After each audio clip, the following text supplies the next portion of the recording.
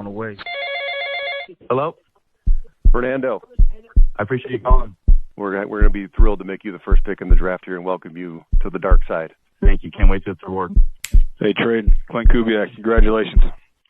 Thanks, Coach. How you doing? Hey, I'm great, man. Welcome, man. You can be a captain here, too. I know you've been a captain 3 different times. We need another captain here. What do you think? Whatever you need, Coach. I got you. Hello? Hey, Dalton. John Spytek in Las Vegas. How you doing? How you doing? I'm doing good. How are you? You want to come play with your own teammates, Dukes, in Las Vegas? Coach, you know I do. Hello? Hey, Zeke. Yes, sir. You want to come to Las Vegas and be a Raider? Yes, sir. Let's do it. Hey, Zeke. Coach Kubiak here. How you doing, man? I'm doing good. How you doing, Coach? I'm great. Congratulations. Welcome to the team, man. Appreciate you, Coach. Boy, you won't regret it. Appreciate you, Coach. We're excited to have you, man. We need guys that can cover and take the ball away. Are you that guy? Yes, sir. I'm that guy. Yes, sir. 100%. Hey, Trey. John Spytek in Las Vegas. How you doing, my friend? Doing well. How are you? I'm doing good. You want to be a Raider? Yes, sir. All right, man. Well, hey, we're really excited to have you. Love your toughness. Love the way you can play multiple positions in the same game. Yes, sir. I can't wait. Hello? Hey, Mike. John Spytek with the Las Vegas Raiders. You want to be a Raider? I do. Come on. Let's do it. All right. Well, you're in. You're on the dark side. Let's do it, man. Let's do it. We got a great plan for you. Billy, this is John Spytek. I'm on GM in Las Vegas. How you doing, my friend? Man, I'm doing good. How about you? Good. You want to get on a team and be a Raider? Hell yeah. Let's go. We need speed. Man, I can't wait, man. We're going to go crazy. Let's go, man. Welcome to the Silver and Black. We're gonna rock the hell out. I promise. Make sure you keep improving when you get here. You got me? Listen, I got you. Jamad, how you doing, man? I'm doing good, Coach. How you doing? Man, I hope you're as fired up as I am to get you here, brother. Welcome to the dark side, my friend. Let's go! Let's go today! All that matters is today. Stay present, man. 3.5 hours. Do this together, man. It starts with us. It ends with us. Hey, no cheers! Hey, we got. Thank you. God bless. Thank you guys for coming. Thank you. God bless. And thank y'all for coming. Shout out to y'all because we got a special one tonight. And I got a special guest. It's been not a really long time waiting because you always told me, you know, whenever you had time, you was going to pull up. And this was kind of like unexpected, but I'm happy that you made it because I really, really want to break down this film. And I was in y'all chat yesterday like, what is going on? Pulling out the hair I didn't have. So I was like, let me do a reaction video. Well, what's better than reacting to the video than having the person hear themselves? 805 Raider. Welcome, brother. Man, I appreciate you. I appreciate you letting me just come on. And again, when we break down game film, I always say it in the beginning. I try to say it in between at the same time as basically like, look, like this is obviously coming from my perspective. And even though I have experience, it doesn't mean I'm the end all be all or know it all. And I do not approach it that way at all. That's one of the things, that's one of the reasons why I love doing it live, because honestly, you can get perspective. And obviously I know it opens up the door for just a lot of, opinions, stuff like that. But, at the end of the day, I think I understand it enough to where even if I look at something wrong or I don't see it right, but someone can obviously make enough of an argument to where honestly, that it makes sense just in that football sense. Let's do this. I've been around enough coaches to know that when you talk ball, when you go back and forth, if you're not right, but the group of you understand the game enough, then you respect it enough to know, okay, yeah, I'm on the wrong side of it, or you know what I'm saying. And so, trust me, I have been in rooms with plenty of coaches just to kind of know just kind of how it works in the back and forth. So, I'm excited for it. You know what I'm saying? So appreciate you letting me come on here. Yeah, like you said, it opens yourself up to scrutiny too because you're giving your perspective or your opinion.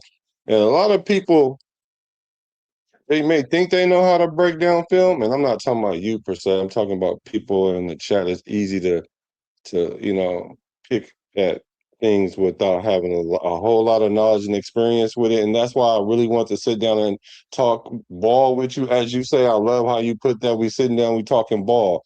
And bounce my thoughts off of what your thoughts are and just some of my experience and some of your experience. We were talking in the back, and you have it just shows that you have the experience in the game, and so I would love to sit down and just pick your brain on some things and put a little couple thoughts in your mind and just see what you think about it. So yeah, it just ought to be fun. So I'm happy. And if you guys are in the chat, make sure you hit the like button so we can get this one in the algorithm, because they've been talking about this play. Everybody's been talking about this play, and I just see things kind of a little different when it came to this through my experience. But before we get into that, so we'll give people time to come into the chat, is Ashton Jeanty, man. What about that situation? Because yesterday it kind of like caught everybody off surprise, and the Raiders verse went crazy, and the views went crazy, and everybody was doing lives and speculations and all kind of stuff like that. And thankfully, it wasn't as bad as it was that people were thinking. But what are your thoughts about just that near miss? I mean, granted, we don't know exactly what happened, but it could have been a lot worse. I mean, obviously, the initial reaction, I think, was stemmed off of just the beat writers, the way they came out into social media and tried to relay that, he went down, he couldn't put any weight on it. The entire team took a knee and started, maybe saying prayers and stuff like that. And I'm just sitting there going, now, I don't know if that's just the Raiders being overly cautious and making sure, how trainers are, right? Like if you get hurt, the trainers might tell you to stay down. The trainers might tell you, hey, don't move, before we kind of figure this thing out. But when the beat writers came out and said, well, he couldn't put any weight on it, you're sitting there going, okay, like maybe this could be a rough injury. But they built it up a little bit, and I think the nation went in panic mode. I know we went live prior to the news coming out that it was only a sprain, and when we went live, we basically were like, look, you got to be in wait and see mode. You have to just wait and see what the injury is. I mean, again, trainers handle injuries differently, especially with Jeanty being a high-profile player. There's a good chance they probably were like, hey, don't move. We're going to carry you off this field just to be safe. You just never know what's going to happen. But the beat writers, man, I'm glad, like they always are, 99.9% of the time, they were wrong with their evaluation. And everything is good. It's just a sprain. But I'll be honest, man, a sprain could be sometimes just as bad as a slight break, based on the sprain, the severity of it, the recovery. He could be out. If it's a bad sprain, he could be out 6 weeks, maybe a little bit more. Who knows? Just dependent on just how bad that sprain is. But hopefully he's suiting up, week one or close to it. But we'll wait and see. But yeah, just glad to hear that it wasn't a bad break. Hopefully he's back, because obviously this offense needs all the firepower it can, especially with what Mike Washington's already shown. Obviously what we know Jeanty can at least present and put on the table. We got to have kind of that dual back there with Kubiak's system. Yeah, I think it's advantageous for us to have both of these guys. And it was kind of crazy because some people they like Mike Washington a lot. Even so much to the point where they were like, well, he might be going to take Jeanty's spot. And that's something I never really saw it like that. But it just kind of like alerted the nation, like, okay, there's a chance that he's going to play. Mike Washington's going to be the number one running back, which still may be the case, at least for the first couple of weeks, like you said, because the sprain could be bad, depending on, how, high ankle sprain or just regular ankle sprain. Like Colton Miller was out from a high ankle sprain for a minute. I get that we held him out because, the season was terrible, but he still was out for a few weeks, right? And so I'm just happy that it was something like that, because I was like, man, worst case scenario. I mean, not worst case, but best case scenario. I was hoping that maybe if they were talking about a knee, could it just be something like a sprain or maybe a bruise or something like that? I was just hoping for the least. But then when they said it was an ankle, I was like, okay, cool.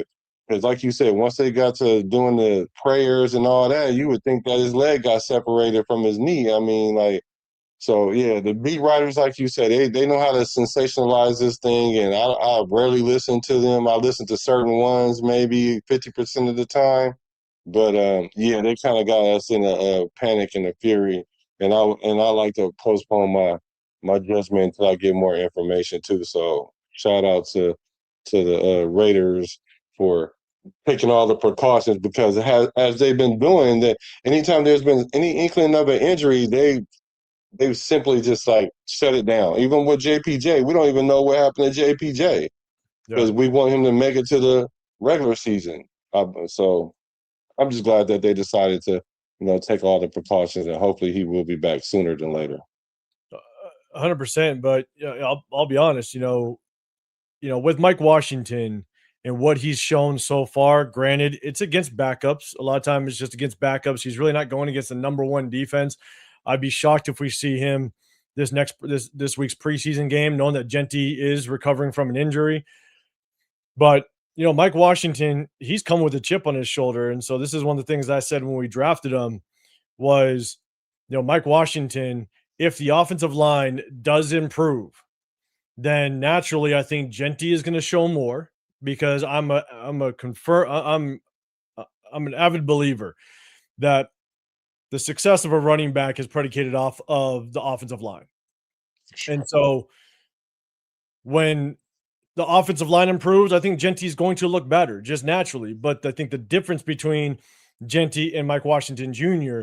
is Mike Washington, I think he has a better grasp of the speed of the NFL, where I don't think Jeanty had a really good grasp of the speed coming from the Mountain West. And I think that's why he struggled last year. The offensive line was not good last year at all, but there were plenty of opportunity where Jeanty could have made the right cut, or just had just better vision through the hole. And that would have been the difference between him hitting, 900 plus yards and maybe reaching that 1,200 yard mark. And so I think Mike Washington has a better chance of having those wow plays where he might get, only 30% of the carries, but one of those carries, he might rip off a 40-yarder, where Jeanty just doesn't have that speed to be able to kind of just take off, right? Mike Washington, he's a 4-3 guy, and he's still getting hawked a little bit. And so, yeah, I agree with you on that. He did get grabbed from behind by a 4-4-5 guy. Yeah, and so at the end of the day, though, Jeanty's not a 4-3 guy. And so, and a lot of times, Jeanty likes to run into contact. So I just think that, and you know how it is, and it's not just the Raider fan base, but it's all fan bases. The fans like wow plays. And out of all the carries Jeanty had last year, out of all the touches, he really only had 2 wow plays, one against Chicago, one against Houston. And you see just out of 2 games, Mike Washington's already popped off 2. And so if he continues that trend, and again, still got to remains to be seen. He isn't going against a first team defense. No, there's already rumblings of people saying, oh, Mike Washington, he might need to get more carries. And so at the end of the day, I just think it'll be really interesting to see just kind of how this season goes. And if Jeanty is injured for, let's say, 2-3 games into the season and Mike Washington starts to pop, it's going to be very interesting how Kubiak handles the rotation in that backfield. Come on, man. This was supposed to be a softball topic, and we were supposed to at least see eye to eye on this, but I forgot that you think that, Jeanty he doesn't see the whole the way he should. And I kind of agree with you in that, though. I do agree with you in that. But my question to you is, I want to ask you this too. That was funny that you brought this up, is, do you think, and you play running back too, that's the one position I did not want to play. You got to be a special guy to play running back and linebacker, and they kind of dance together. So when you were running back, because they kept trying to get me to play running back, and I was just like, nah, I ain't getting hit by linebackers all game. I'm not doing it. So but when you're running through a hole, right, and you know the blocking isn't how it's supposed to be. And so you have to anticipate a lot when you're a running back. I was a running quarterback, but I wasn't a running back. But so you got to anticipate sometimes. And so then if you get used to the line not blocking a certain kind of way, you already might make a cut when you shouldn't, because when that hole actually is there that time. You know what I'm saying? So you don't necessarily have that patience. So my question to you would be is, do you think that between year 1 and year 2, that maybe that patience will develop. And with this blocking scheme that we know that's going to be really honed in, unlike last year, you don't think there'd be a jump from that almost 1,000 yards to maybe like 1,150 or 1,200? So I guess there's two ways I can look at this because one, I 100% agree. When you're a running back and you just don't trust your offensive line, you will get that ball with hesitation, right? And this is kind of one of my knocks on Jeanty is when you pick him number 6 overall, there's got to be some sort of special. There's got to be a wow, right? He's got to be able to compensate a little bit for the lack of the offensive line, right? But at the same time, you're still running behind a professional offensive line. So it's not like every single snap is tragic, right? There was plenty of times where the hole was there, the cutback lane was there, and he just didn't see it. But I will 100% agree that there is that hesitancy when, more times than not, the offensive line is literally allowing the D line in, you're getting your ass kicked. There's going to be that hesitancy. But then there's also plenty of times throughout the season where Jeanty got himself into open space. They ran some screens with him. They threw the ball to him. There was times where he did break to the second level untouched. And the problem is it was a clear cut one way, either cut left to the sideline, wide open, you're gone. But what does he do? He cuts back into the defense where there's 3 defenders. And so the one thing I do know is you can't teach vision. You either got it or you don't. It's like pocket presence. You can't teach pocket presence. That's instinctual. You got to feel the pressure. You got to understand where the pressure is coming from. And there's so many things happening in a matter of a half a second that you either have pocket presence, you either have vision, you either have a feel for the pocket, you either have a true understanding of the flow of the offensive line and the defense, or you don't. And honestly, you can't teach that. That's instinctual. And to me, if you go back and you watch, if you go watch Jeanty at Boise, the one of the big issues that I had with him was that he welcomed contact. He broke a lot of tackles, right? It wasn't like he had this vision to where he's just running away from guys left and right and going untouched. No. He's bouncing off of defenders because he's allowing defenders to come hit him. And the problem with that is I think he got so used to knowing he could do that coming from the Mountain West to the NFL, you're going in the Mountain West, you're going against guys that don't even get drafted to the NFL. On average, 4 to 5 players from the Mountain West get drafted to the NFL. And on average, those guys are drafted in the 5th round. And so there's barely any talent in the Mountain West that's going to be transferring over to the NFL. And he's already just getting used to and having that instinct of, I can just run through guys. I can run into a defender and they're going to bounce off of me. And you clearly saw that last year. So can he grow and learn off of it? There's a chance.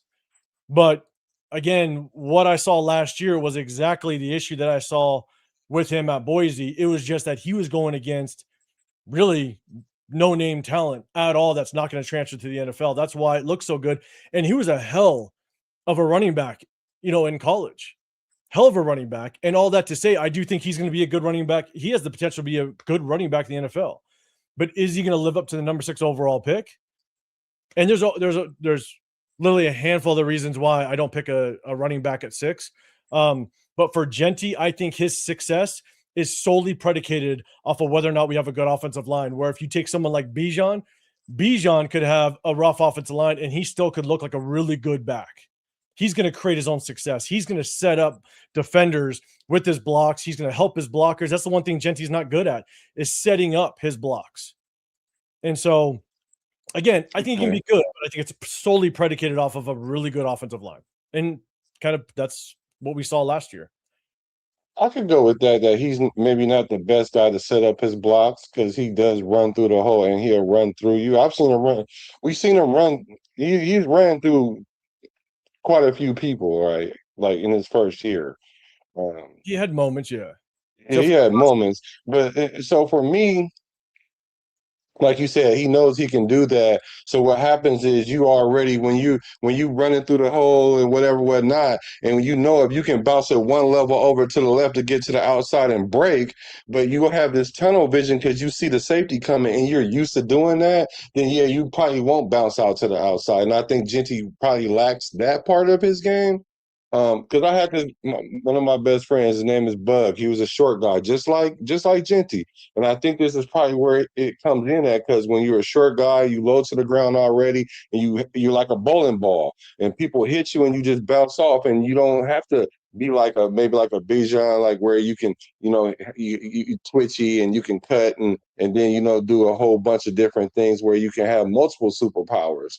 So I think maybe that's where Jeanty kind of get it, kind of how he runs. But I just seem like I think he has room to grow, because even coming from the Mountain West, and as bad as our line was last year, he still, for all intents purposes, had 1,000 yards. I mean, like, to me, that's all I needed to see. Like, I was like, wait a minute, if you did that with what we had, can only imagine what it's like if Kubiak in this system, where Kubiak will set your blocks up. Because essentially, you're going to just run and probe, put your foot in the ground, and hit the hole, or hit a cutback, or whatever it is that you're going to do. You don't have to do a whole bunch of thinking, versus as soon as you get the ball, the worst feeling is, especially as a running back, I would think, is that as soon as you get the ball, it's a guy right here. Like, that's crazy. It's almost like when you quarterback and you snap the ball and the D lineman already in your face. Like, I don't even have time to read the field yet. So I think that being that he was as successful as he was, almost 1,000 yards, I'm thinking he has some room to grow. And people were saying he was generational. That part I don't know. But being the number 6 pick, I get why people say that, but I think we picked him at 6 because we needed a running back, not because he was a 6 pick talent overall, maybe. So, and there's no question that we needed a running back. I think the problem is that it's just because I'm a firm believer that the success of your offensive line isn't necessarily predicated on the talent of the running back. Now that's the ceiling. I'm sorry, that's the floor. But your offensive line has to be the driving point of the run game. And again, it was proven last year. Our offensive line wasn't good. And Jeanty, as much as, yes, I think he had a good season. He had a good season. We're not going to take anything away from that. But again, it's all predicated off of him being number 6 overall picks. You want to see that wow factor, right? And yeah, you saw it a couple times here and there. But the problem is that, and you're seeing it with Mike Washington, is that you took a number 6 overall pick, but you didn't address the offensive line. But again, when you do address the offensive line, you can go get a 4th rounder and get the same exact production. So it's not necessarily about picking Jeanty specifically. It's about prioritizing a running back at number 6, when, as long as you establish a good offensive line, you can go get a Mike Washington Jr. You can go get a Quinshon Judkins in the 2nd round. You can go get a Woody Marks. You can go get some of these running backs, a Cam Scadaboo, right? If Cam Scadaboo didn't get hurt, he probably going to be the leading rookie rusher, just the way he was trending. So at the end of the day, right? And that's not the only reason. All teams, you look at what we're doing right now, all teams are going to a dual backfield. All of them are. Why? Because running backs get hurt. Yeah.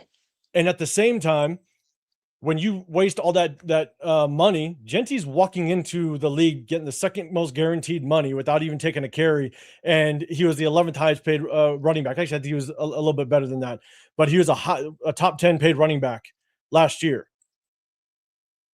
Whereas you can go get the same exact production literally off of a potential 3rd, 4th rounder and pay him much less. And now you can take that draft capital or that salary cap and you can invest it in the offensive line. Because the problem with us last year was we did not have a good offensive line. So Jeanty didn't mean anything. You literally could have put Zamir White back there. And by rotation, and we still would have been last. He may not have more than I got you. last year. So we wouldn't have gotten any better. And that's the problem that I have is at the end of the day, Jeanty didn't improve our run game whatsoever. And so not only are you paying him one of the highest paid running backs, but then Black, you know as well, when you pick a running back number 6 overall, what was the ongoing narrative leading up to the season was, well, Jeanty's going to touch the ball 30 times a game. Jeanty's going to touch the ball 30 times a game. You got to feed him the ball. Feed him the ball. He's the number 6 overall pick. Right. You got to feed him, right? Well, you only get 60 to 65 plays during a game. 60 to 65 on average. So that means half of the time Jeanty is going to be touching that football, which right then and there, that's already a tell to the defense. So that defensive coordinator knows that that player right there is going to touch the ball 45 to 50% of the touches, and he's going to be lining up in the same exact position 99% of the time. So that's already a tell for the defense. And that's why a lot of teams do not prioritize running backs in that way. Again, because they do dual threat, but at the same time, that's a complete tell to a defensive coordinator. It's hard enough to be a successful offense in the NFL, and now you're giving a defense a tell. In addition to that, the usage of the running back is dictated by the gameplay, the game situation. On 3rd and 12, you're not going to be running the football unless you're just playing the field position. You might run a screen, you might run a draw or what have you, but the running back is really non-existent when it's 3rd and 12 or when you're down by 12 points with 8 minutes left. Guess what? Running back is basically non-existent at that point. And so now you are basically limiting the usage of your number 6 overall pick based on the situation of the game. And so in all those instances for me, I think that if you take not only that salary cap that now you're paying Jeanty as one of the top paid running backs in the National Football League, and you invest that in the offensive line, and I'm a big building the trenches guy, then you're killing 2 birds with one stone. You're protecting your most prized possession, which is your quarterback, and then at the same time, now you can go get a 4th or 5th round running back, or like I wanted, go get a running back off of free agency that you're paying half the money, and you're going to get just as better production or just as much or equal production. And now you get 2, just in case one goes down, like we just saw with Jeanty. Running backs get hurt. And then just my one last point is when there's a running back that's picked in the top 15, when's the last time that running back won a Super Bowl, was part of a Super Bowl with the team that drafted him? It just doesn't happen. Good point. Excellent point. You answered my question. One of my questions was, I was like, well, who would you, if you not Jeanty, who would you have gone? Who would you have gone and got? Get. But you named somebody, Quinshawn Jenkins. I actually like him. I like him, and I watched because I watched Cleveland. So I like him. So do you think that he's a better running back than Jeanty? Being that statistically Jeanty had more touchdowns, maybe more all around because he had 5 receiving touchdowns and 5 rushing touchdowns, more yards rushing, I believe. But how they used him, I can see how he was Junkins. I can see how he was formidable until he got injured. And then for me, when you get injured too, though, that kind of takes a knock off you because I don't care how well you play, if you get injured, it kind of, and Jeanty didn't get injured. And he was a main back. So those 2 guys, how do you weigh those 2 guys? Because it sounded like to me that you'd have got Junkins before you would have got Jeanty. I struggle to even take a running back in the 2nd round. I just think there's too much value in other areas. I look at Junkins and Jeanty as very similar running backs. They're bruisers. They're going to come through and they're going to run through you. That was one of the things I saw with Junkins at Ohio State, is where he wasn't this shifty guy that's going to juke you out. Neither is Jeanty, right? They're just straight line runners for the most part. The only reason why I would put Junkins over Jeanty was because, again, the conference, right? He's going to be able to come to the NFL and be just a little more used to the speed of the NFL. Where, again, I think Jeanty, that's the biggest struggle that he's having currently, is just the speed of the NFL. I look at I've said this comparison before, and I said it even before we drafted him. I look at a running back from the SEC going to the NFL is literally like it's like a true freshman, right? A true freshman or freshman, starting in the SEC, now playing in the NFL. Like the speed is different. It's night and day. But even though it's night and day, the running back position is the most transferable position to the NFL, right? A lot of running backs are just that you assume that they're going to get it very, very quickly in the NFL because the blocking schemes are the same. You got a power run scheme. You also have a zone run scheme, right? There really isn't much difference in just the blocking schemes from college to the NFL. Now, going from the Mountain West literally to the NFL, in my opinion, is like damn near being like a varsity player in high school and now trying to go play in the SEC. It's just the speed is night and day. And that's the reason why I had Junkins above Ashton, because he played in a conference that he's now playing against more NFL caliber players that will be drafted to the NFL. So I think his transition is going to be much easier to the speed of it. But even in addition to that, you look at Junkins, that Cleveland Browns offensive line was not good at all. That was arguably just as bad as ours.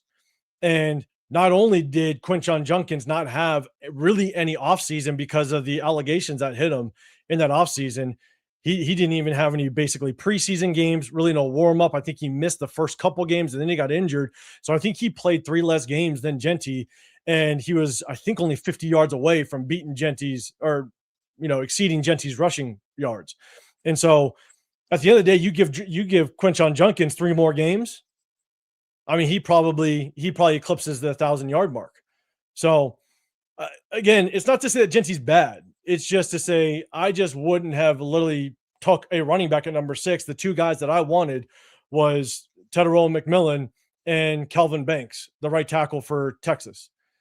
And so those are the 2 guys that I wanted. And Kelvin Banks ended up being an all-pro right tackle, an all-pro rookie right tackle. And obviously we know Tetairoa McMillan was the offensive rookie of the year.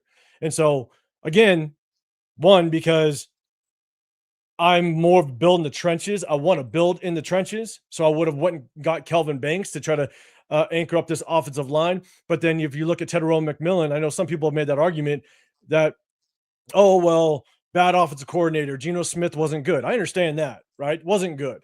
But at the end of the day, if you go look at the production that Tetairoa McMillan had with not the best quarterback in Bryce Young. Bryce Young was looking like a bust, but the moment T-Mac went over there, all of a sudden now they're in the playoffs and Bryce Young's looking good. So he contributed to helping Bryce Young look good. In addition to that, he's getting paid like the 40th highest paid receiver in the National Football League. So you now have a potential number 1 receiver that has top 10 potential, and you're going to pay him like the 60th highest paid receiver by his 2nd or 3rd year in the league. It's like the JSN conversation. JSN was one of, if not the best receiver in the National Football League. They just extended him, but man, he was getting paid basically pennies for the production that he was getting. So that allows you to be able to take that salary cap and move it to the offensive line and be able to build the trenches and establish really the ground game with maybe a 4th or 5th round running back. And so that's why I would have went receiver, because Chip Kelly's gone. Now we have ourselves a much better offensive coordinator in Clint Kubiak. If you could imagine Tetairoa McMillan being on this team right now, our number 1 receiver, our receiver room looks solid now, as opposed to the bunch of question marks that we have today. So. Yeah, okay. So what do you think about this question? Shout out to the chat. I see you guys. Got some good comments and whatnot. Here's one that stuck out. He said, "Do you recall Jeanty broke a rookie record even with a bad line?" What do you think about that? So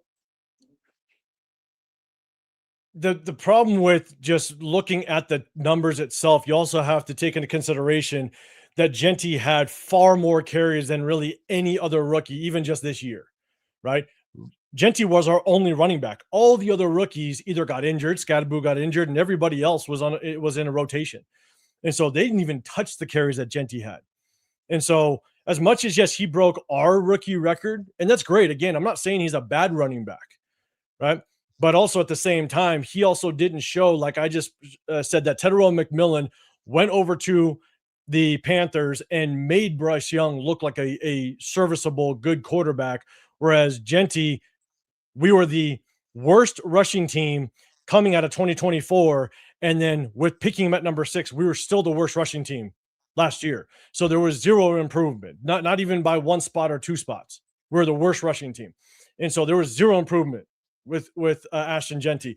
But again, you can't compare him to the other rookie running backs because he literally had, I don't know, I don't know exact numbers, but well above the amount of carries that any other rookie had. So having that comparison is really hard to like justify in comparing him to other rookies, to be honest. So before let's get to the quarterback, because we just spent 30 minutes talking about Jeanty. But these are the stats between Jeanty and Judkins.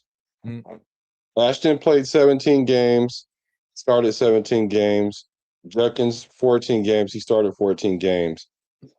266 rushing attempts for Jeanty, 230 for Judkins. Rushing yards 975 to 827. Yards per carry 3.7 to 3.6. Rushing touchdowns is 5 for Jeanty, 7 for Judkins. Receptions 55 to 26. Receiving yards 346 to 171. Receiving touchdowns 5 touchdowns to 0. Total scrimmage yards 1321 to 998. So total touchdowns is 10 and 7. So although they are similar in style, the way they are being used is a little bit differently. And for me, I personally think I would rather have a running back that I know I can put on the route and can catch the ball and stuff like that. But I like Judkins too, because ever since the allegations, that's how he ended up on my radar. I was like, what's going on? This story sounds crazy. You know what I'm saying? So, and then like you said, he didn't get a full camp or whatever, whatnot. And then when I saw that they had the running back list come out this year, and they had him as an honorable mention, but Jeanty wasn't an honorable mention.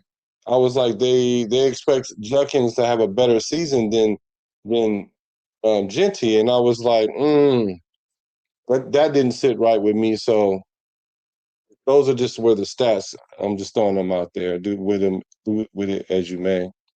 So I guess and I understand. People could have the argument whether or not you take Jeanty or Judkins. That's perfectly fine. But then the only real argument that I have that it's about how you manage the draft. So would you take Jeanty, or would you take, and I don't know who you really liked last year at the numbers of Jeanty. Maybe you liked somebody else. I don't know. But would you take Jeanty, or would you have Tedderell, McMillan, and Judkins on this team? Because when you take Judkins in the second round, that means you had the ability to take somebody in the first. And so, again, I know a lot of people liked Mason Graham. I know a lot of people, I liked Kelvin Banks. I think Membu went before us. But it's about managing the draft. So it's not just saying Judkins versus Jeanty. It's you could have had somebody literally at that number 6 pick. Again, let's just call it T-Mac. And you could have had Judkins or just Jeanty by itself. So my issue with that, and you're absolutely right with that, but that's using hindsight as 2020. But you could approach the draft like that. Sure enough, don't get me wrong. It's just that we mismanaged draft so much. It's kind of like man, just going to get the for sure thing, because even when it was time for us to draft, we weren't 100% sure, or we weren't really sure we were going to get Jeanty, because a lot of people were like, well, do we go after Jeanty? You know, he should have won the Heisman was the argument, or he was Barry Sanders-ish. I'm not going to say he was Barry Sanders, because nobody is Barry Sanders. Barry Sanders-ish. And so it was like, we need a running back. So for me, the draft isn't so much the talent of the player with the number. Is like, we just picked 6 and this is what we need, so we are going to have to pick this, and and we can't afford to try to kick this can down the road because I mean, when next round come around, are we going to have somebody that we even like? So I think they just went and grabbed them because they knew they had to stick these pieces together. They had Brock Bowers, they had Mayer. You know, like Mayer is supposed to be a good pick until we got Brock Bowers. You know what I'm saying? And so now we kind of had that solidified. Then you need a running back before you need a wide receiver. Sure, you could probably go O lineman, maybe even D lineman. You know, that's arguable, but I think we just really, really needed a running back. No different than Mendoza. Mendoza, to many people, he's not a first round pick. He's not a number one pick, more or less a first round pick. A lot of people were saying if this was any other draft, that he wouldn't even be in the first round and things like that. Same thing with Ty Simpson. Like he wouldn't have went as high as he did if it wasn't a need for that. Not to say that the Rams needed a quarterback, but they kind of did. They need to look for their future. So they just drafted him there because that's where they draft at. Same thing with the Raiders when it comes to Mendoza. Even if he wasn't a number one pick, a number one status, we needed a quarterback. Like whether we picked first, fifth, or 15th, if Mendoza would have been there, we would have picked him. So, and I agree, 100%. We needed a running back, but last year, the entire 17 games proved that we needed an O-line first. Period. Because the instant excuse, the reason why Jeanty didn't produce was because everybody throws it on the O-line. And so the thing is that if we would have shored up the O-line, and I blame Spytek, he prioritized, outside of Geno Smith being our number one free agent last year, the second highest paid free agent that we had last year was Alex Kappa. I think everybody knew Alex Kappa was not going to be the answer to this offensive line. And so that's why that's why I told people when we drafted Jeanty, I said, Jeanty will not improve our run game. Point blank, period. Not just because Jeanty can't be potentially good, but it's because we didn't address the offensive line properly. And so last year literally proved that picking a running back at 6 is not the answer to a better running game. It's literally the offensive line. The offensive line will dictate the success of your running game. And that literally proved it last year. And so that's why, in my opinion, if we would have gotten a better guard in free agency and then maybe went offensive line to share it up. And again, like, I hate to go like too off track because at the end of the day, Brendan Carroll was our offensive line. That was the other reason why I thought our O-line was going to be trash. I knew that Jeanty wasn't going to improve our run game because Brendan Carroll was never qualified for it. I knew that the moment we hired him. I said it live back in May of last year. We didn't prioritize the offensive line. And again, I just didn't think Jeanty had the tools to be able to compensate for a bad offensive line. And he didn't. So, again, last year just kind of proved we needed to improve our offensive line in order to have a better run game. And what we did last year resulted in the worst running game in the National Football League. Honestly, I don't think it would have mattered who we would have drafted. The team would have looked the way it did because the way our top down looked. I like to say all the time, you win championships from the top down, not the player up. And we had so much kerfuffle going on in the head office. You had Pete Carroll funking with Chip Kelly.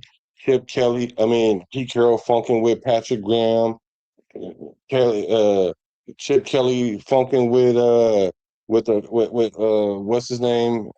Pete Carroll's son. Like it didn't work out. It wasn't going to work out. But now the thing I will say about Spytek is he is a win now type guy, but he also plans for the future because now looking at it, our running back room is solidified.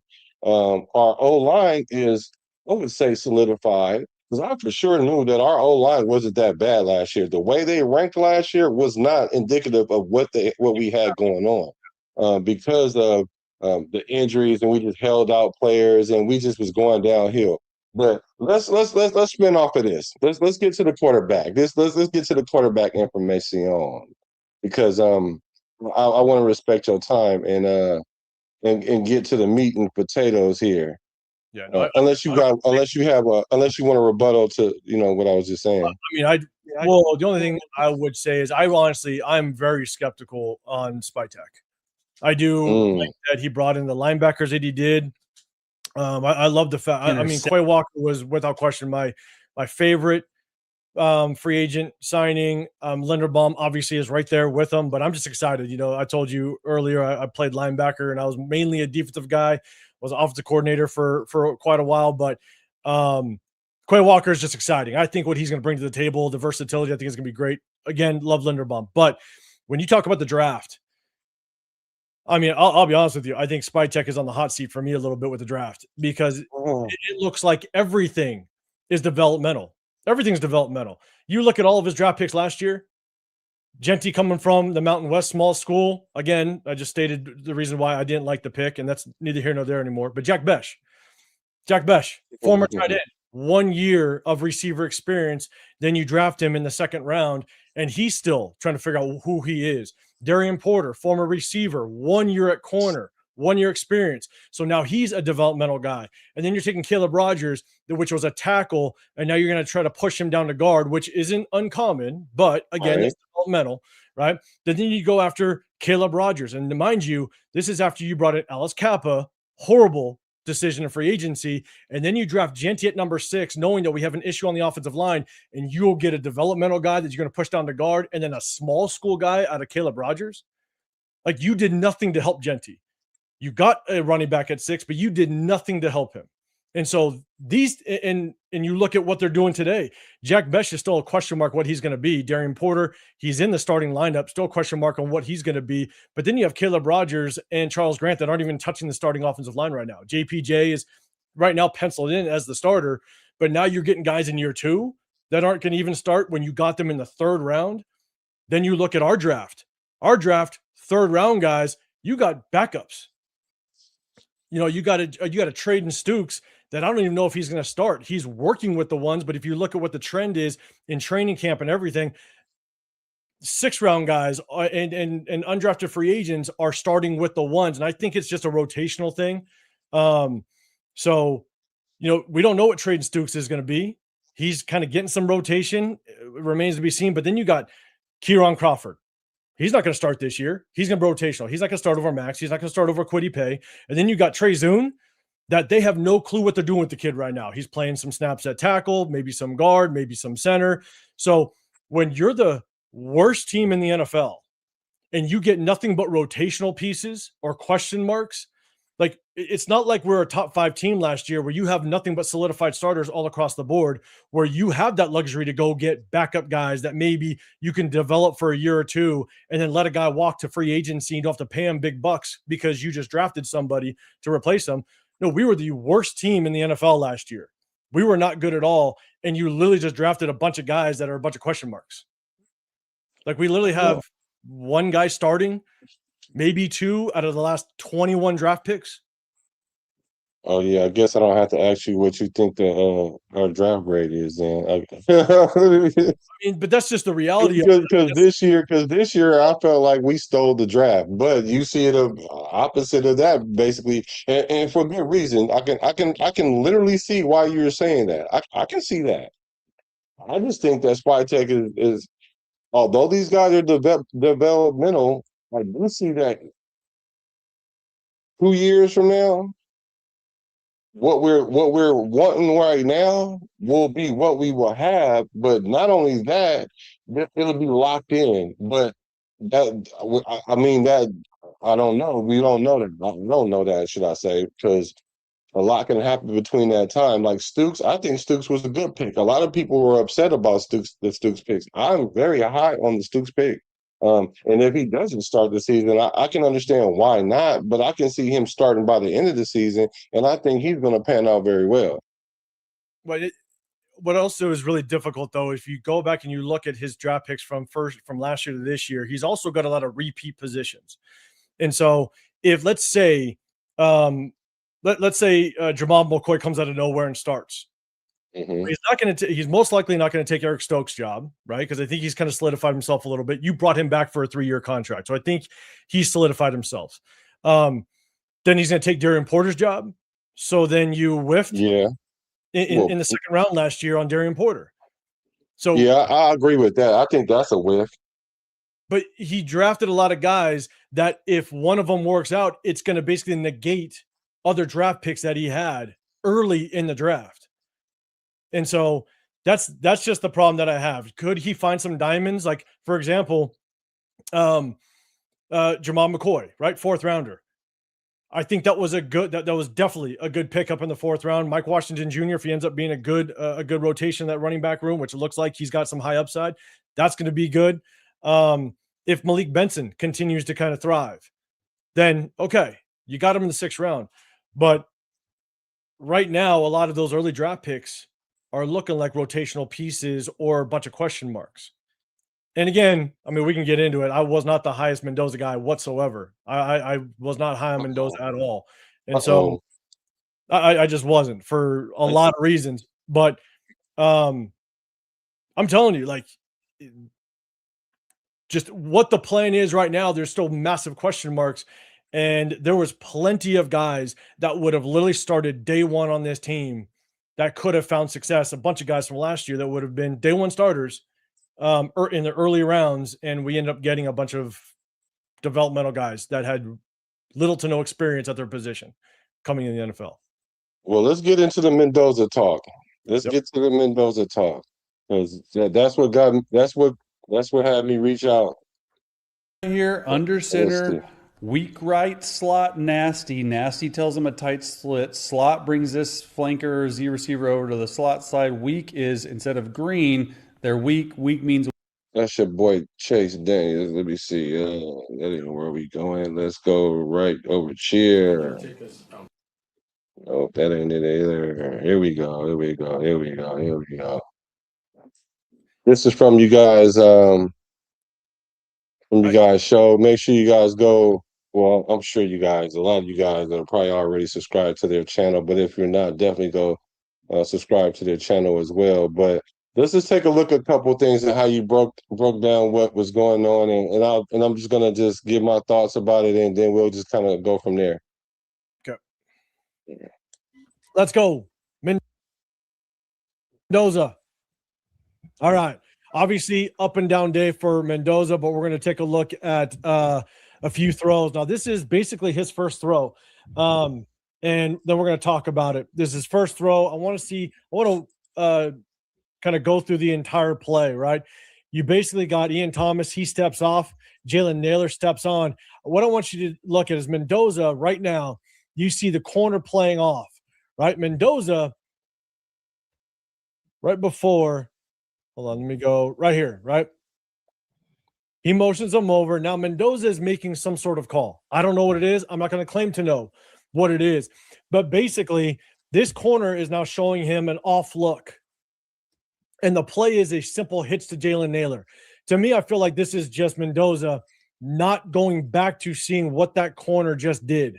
Because to me, it doesn't look like you're going to run a simple hitch if that corner now comes up and plays press man. That just doesn't make any sense to me. Okay, so let's start there. I agree with you.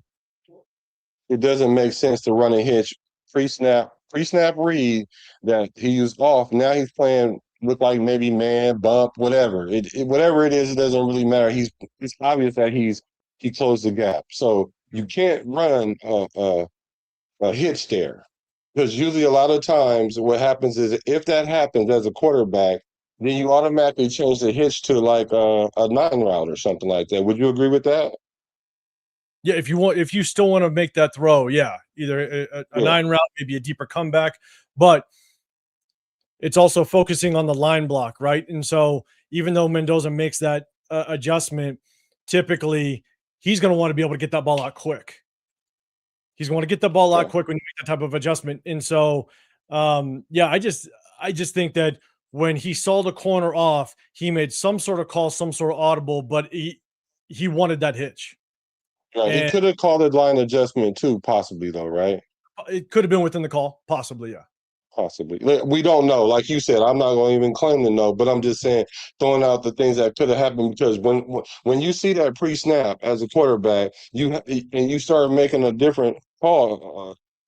Either you either you turn it into a run or you just like, okay, receiver, you can't run the hitch here because the hitch is not going to work because it even looked like he's playing either head up or yeah, it looked like he's playing like straight forward. So you definitely can't gain leverage on any kind of hit. So, so I don't know what they were doing here either. But let's look at the play how it developed. Yeah, I'm assuming that it was a run call, a run play, and now prior to that corner playing off, he goes to a check, and now he's going to try to throw a quick hitch. And oh my God. Oh yeah, that was the first pass. That's first pass of the game. Yeah, first pass of the game. So again, I'm not going to claim to know what he audibled to, but it was a clear audible with that corner playing off. And then that corner, after that audible, stepped up and pressed the receiver. And maybe, in my opinion, Fernando probably took his 3-step drop, looked over, saw that corner on him. Maybe he threw it over a little bit intentionally. I don't know. So do you think it's possible that could have been a back shoulder? I mean, it could, but I'll be honest. If he did not see pre-snap the adjustment of the corner, he might have, because it was high. It was high. Naylor had to reach for it, and so he might have not anticipated that corner was there. Maybe he didn't see the corner come up and press, and so that's why that throw was a little bit high and outside a little bit. And this is one of the issues that I had with him at Indiana, because Mendoza didn't do anything like this at Indiana. He rarely made any type of protection call. Anytime he saw pressure, anytime he saw any adjustment, his answer was RPO. It was never an audible pre-snap, knowing and adjusting to an NFL concept. And so his answer to pressure or adjustment post-snap was always RPO. And so Mendoza's not, I mean, again, you go to his Cal tape. His Cal tape, he had more experience with NFL concepts, but it was still very clear he needed to stay another year in college. He needed more work. But the problem is that I don't think he's very comfortable or used to making these type of adjustments or audibles at the NFL, or not just at the NFL level, just in this capacity. Yeah, if he did not see that corner walk up, then that's an issue. Mm-hmm. If he didn't see that corner pre-snap, that's an issue. I don't think it's an issue for that play, because I don't see him making a lot of pre-snap reads inaccurately. And granted, what I did see though is his drop. His drop was like you said, a hitch drop. So that's why I can understand why you would think that he might have not seen him, because he dropped like it was still supposed to be a hitch. But even if it was a hitch, I'm thinking that's a very long hitch that they threw. Like he ran off like about 7 yards, 6 yards, or whatever. Yeah, in the NFL, in the NFL, you got basically this is what I kind of try to tell everybody a little bit. We talk about the chemistry with receivers, and again, this also could just be off chemistry with him and Naylor. Naylor's a number one receiver getting reps with the ones. Mendoza hasn't got a lot of rep with the ones, right? So there also could just be a communication issue. I've always given the example of Devonta Adams, right? Devonta Adams can run a slant 9 different ways depending on how the defense lines up on him. And so when Naylor goes to run maybe a hitch or a comeback or what have you, like maybe Naylor's like, hey, I'm going to run this as a 5-yard hitch, and maybe Mendoza thought it was going to be, a 1-step or a 3-step hitch. I think they still have to get chemistry down. But either way, I just don't think it's the best decision in that type of situation. You're trying to run basically a quick, again, maybe 5-step hitch when the corner now comes up. I just don't think he saw him. Okay. But just to me, it was a bad read by Fernando, and maybe you just execute the run if that was what was originally called. Kamara last year, that's a house call. Yeah. So this is actually a really good completion by Fernando. Before we get into it, man, DKIC. We did. We actually talked about it at the very beginning of it, man. So definitely when we're done, go back, rewind, go check it out. We talked about Jeanty's injury, but we just found out that it's a sprained ankle. Don't know how bad it is. And so we'll kind of wait to hear more information, man. But I appreciate you throwing a super chat out there, big dog. I'm trying to think. Didn't Jeremiah Love suffer a high ankle sprain in the game against us? I think so. Yeah. Yeah. No, yeah, I think it was. Yeah. No. I got the end zone view as well. You got Jalen Naylor. You got basically a press corner sitting in front of him. You got a single high safety, or two high safety set, but a safety sitting just outside the hash.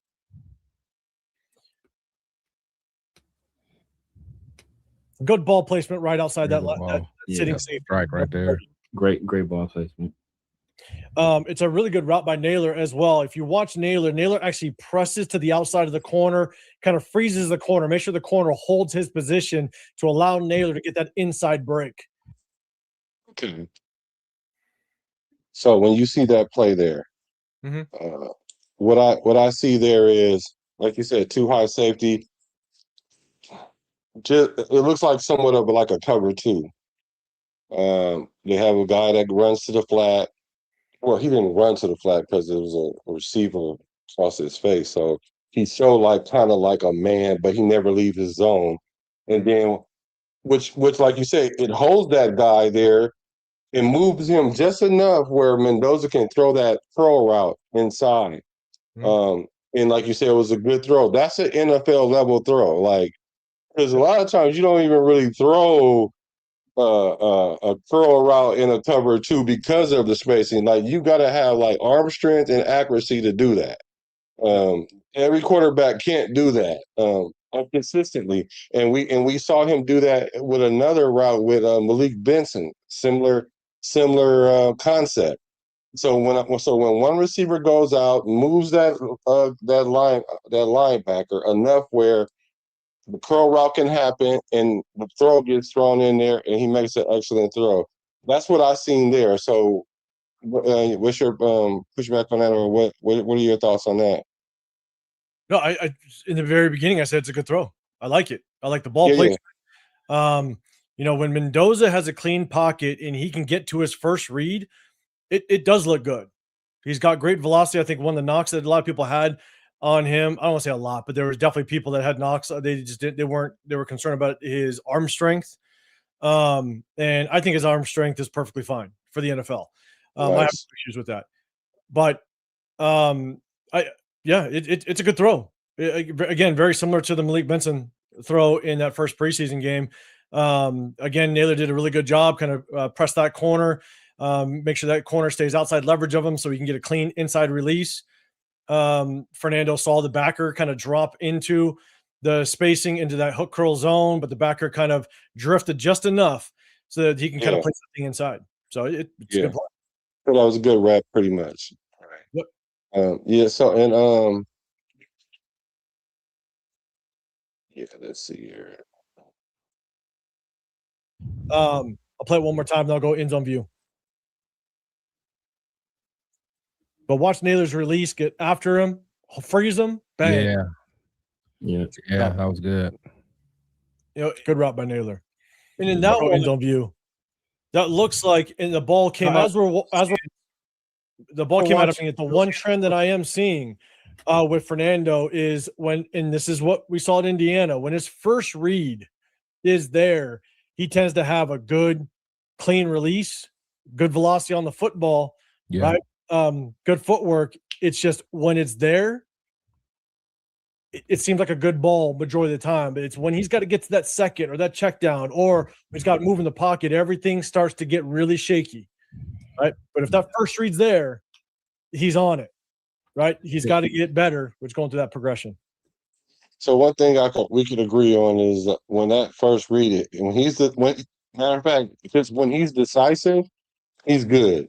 He's good. He even threw him open a little bit. He moved him a little bit. He threw him open a little bit too. So we're going to talk about throwing receivers open in the play that's in question with the pick six, but he kind of led him right there into the nice soft spot. Good throw. We agree pretty much overall that is. So good rep, right? So let's get to the next play. Is that the same? I can't remember. Is that the same concept that he threw to Malik Benson? It was a similar throw where it's a kind of a layer throw over the linebackers and in front of the safeties. I don't remember if it was the same concept. Similar concept because Naylor's kind of running that comeback route a little bit. Okay. It was a little bit more inside, but again, it just could be the difference of receivers running their routes. Oh. But it does look like a very, very similar concept. And again, good ball placement by Fernando. Yeah, very, very good ball placement. One thing I'll add is if you look at the cornerback play and the way he reacts to the player coming to the flats, this could be more of like a palms coverage where that corner, he was playing that number 2 receiver. So that receiver that comes to the flats, he was reacting off of that second receiver because in that palms coverage, you're going to be able to, the corner is going to drop and he's going to react until that second receiver threatens the flats. And so I think that's what also kind of helped. It was a good route by Naylor, but that also I think helped Naylor kind of get that leverage on the inside. Whereas when the play with Malik Benson last week, that was more of a true cover 2 where that corner didn't have any threat to the flats and stayed on top of Malik Benson. And so, but again, great ball placement. It was a great example of Mendoza throwing the receiver open last week. And so that was just, I think, just the small difference between this play and last week's play. It's just the difference of coverage. Okay, now we'll get to there's a few more throws, but we'll definitely get to the interception because obviously that's been what has been talked about. All right, so we'll take a look at this interception. Basically, a very simple flood route concept. You got Hayward that gets to the flats. You got Malik Benson that's going to try to get to the corner. You got Jalen Naylor that's going to get to just a deep out route. Again, tiered flood route concept, and then you're going to have basically a delayed release to the middle of the defense with Mike Washington Jr. So we're going to play it all the way through, and then we'll break this thing down. And I also have the end zone view. Fake handoff, delayed release by Mike Washington, and picked off. We're not going to watch him run it all the way back. Yeah, Fernando. I love the effort out of Fernando on trying to stop He was trying, man. That dude, the way he dove, you asking to get hurt. Yeah, right on that shoulder. Yeah, man. That's a separated shoulder. Yeah. Easy. So there's a lot to kind of pick apart with this one, in all honesty. And he was moving though. Fernando was moving. I'm mad. And so basically on this one, right? Again, you got Malik Benson that's trying to get to the pylon. He's running that deep corner out, clearing everything out. And again, I couldn't get the end zone view. They didn't give me the view to kind of see the receivers at the same time, which sucks. The one thing that Fernando is going to have to figure out is college open and NFL open are very different things. It is. And so in order to be able to complete a lot of passes in the NFL, you have to throw with anticipation. You have to throw before the receiver it gets into their break or even makes their break, right? And so if he would have tried to hit Malik Benson, there was a chance for him to be able to put on the back pylon, throw it where Malik Benson can get it. There was a chance. Now you have also Jalen Naylor. So Malik Benson, he ran the pylon route. Yeah, basically just deep corner. Yeah, and so then underneath him was like a corner route, right? I think you said it was like a deep outer. Yeah, just like 10-yard concept. Out route, roughly. Yeah, similar concept. And then they had the guy in the flat, and so you said that he could have hit the flag route. I mean the pylon route. I think that's the first read was the pylon route, and then the second read is the corner route, and then the third read probably is the flat. Hayward with the chip to the sideline, and then Mike Washington should have been the fourth.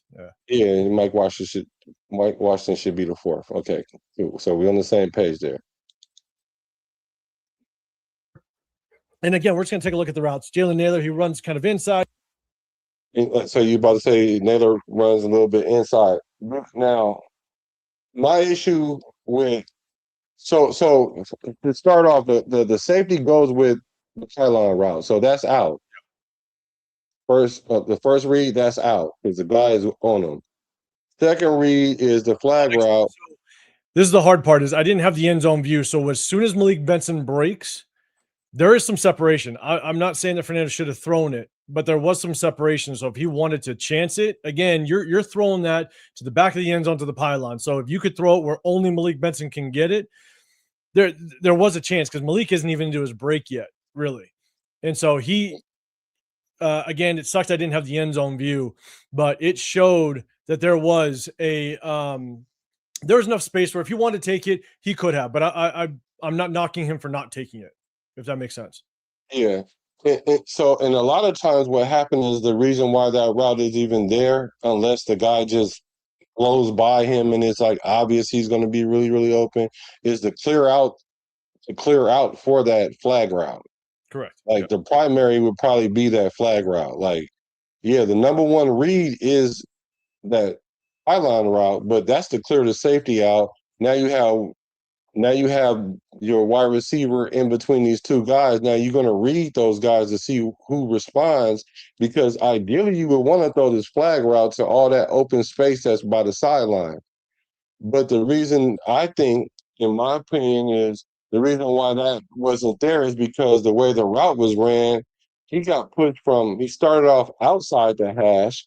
He got redirected to inside the hash, never got back outside the hash. So that's the reason why Mendoza floated a little to the left or slid to the left or whatever the word we want to use, that he was going to the left because he's trying to create a throwing lane for him to get over there, but he never really, well, I won't say he never got there, but the time that he's going through his progressions, he did not show that he was going to be able to get there, or he just wasn't open in his mind, Mendoza, while he's looking at him. Yeah. Unless he's going to stare this guy down and then try to wait for him, then yeah, he probably could wait for a little while and stare that guy down. But I'm thinking he's going through his progressions. The 1 is not there. The 2 is not looking too hot. I want it to be, but I'm buying some time by sliding to the left, and it's still not there. I do see this guy in the flat. I could hit him.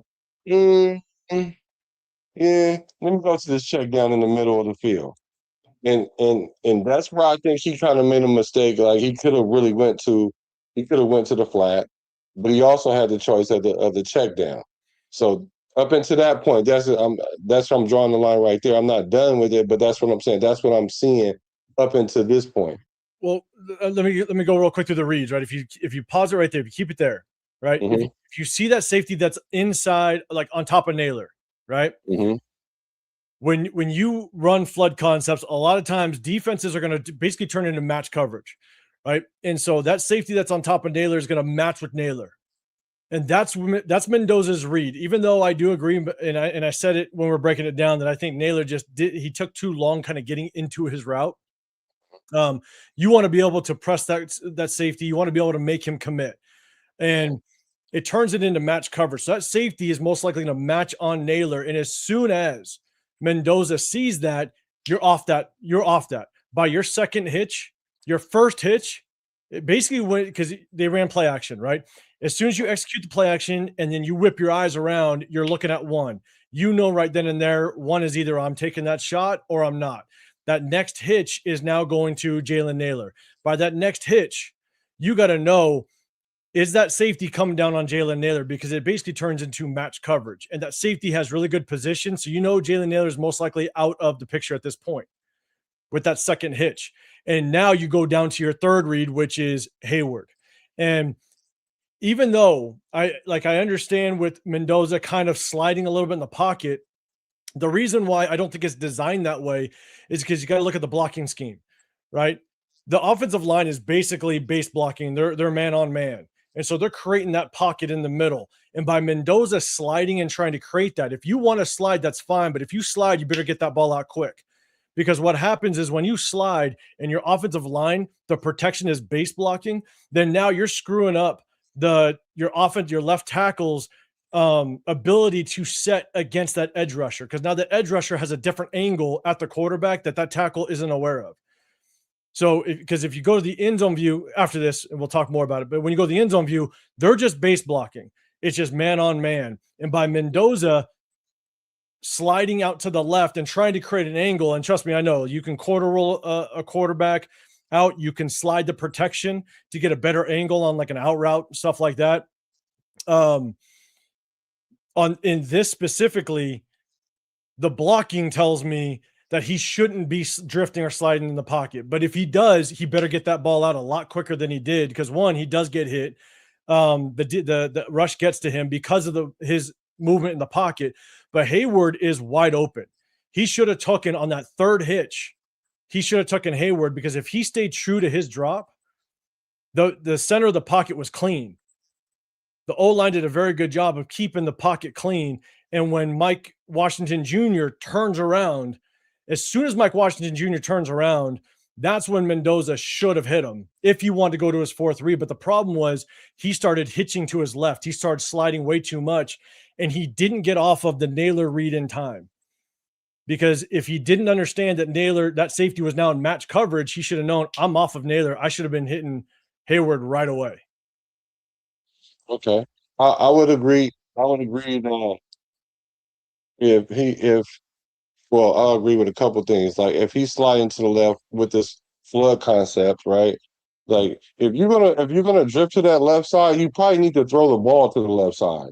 Like for real. 100%. Like and the Naylor route wasn't open, and I believe, and this is just me looking at it, I'm not too sure that Naylor is open, because even with that safety on top of Vincent, if I try to throw him open and he doesn't get to the ball, that safety can come off of his man and come pick that.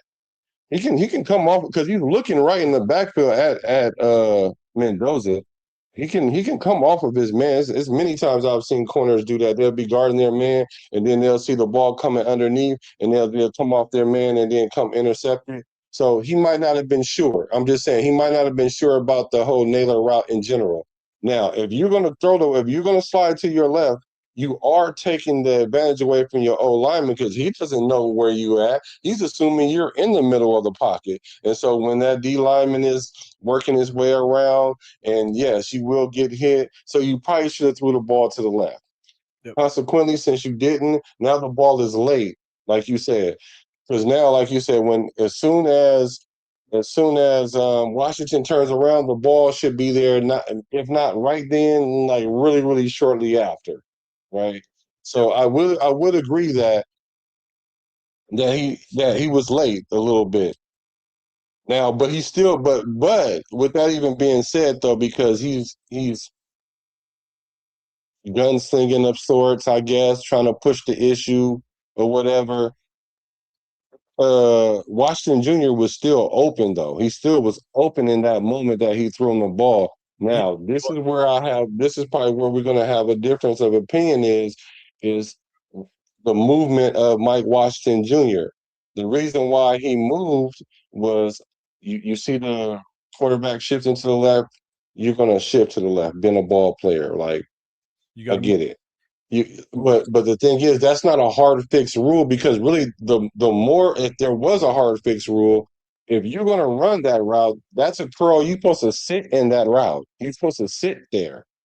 Like by rule, you're supposed to sit there, unless you had this communication with the quarterback that, hey, if I do drift, just drift with me. Because I heard what they call it, when you scrambling, like he's not scrambling yet because he's still within the hash marks. Like the hash marks, 4 yards apart? So he's not scrambling yet. Now I could see if he left the hash marks, and then I could see him drifting with him, because I wouldn't want to throw that ball to Washington knowing that safety. You see that linebacker or a safety that's down there, and have him drift right into him. So I'm not saying that Mendoza was perfectly within his right to do that, because like I said, I think he should have probably threw it to the check down. He even said that.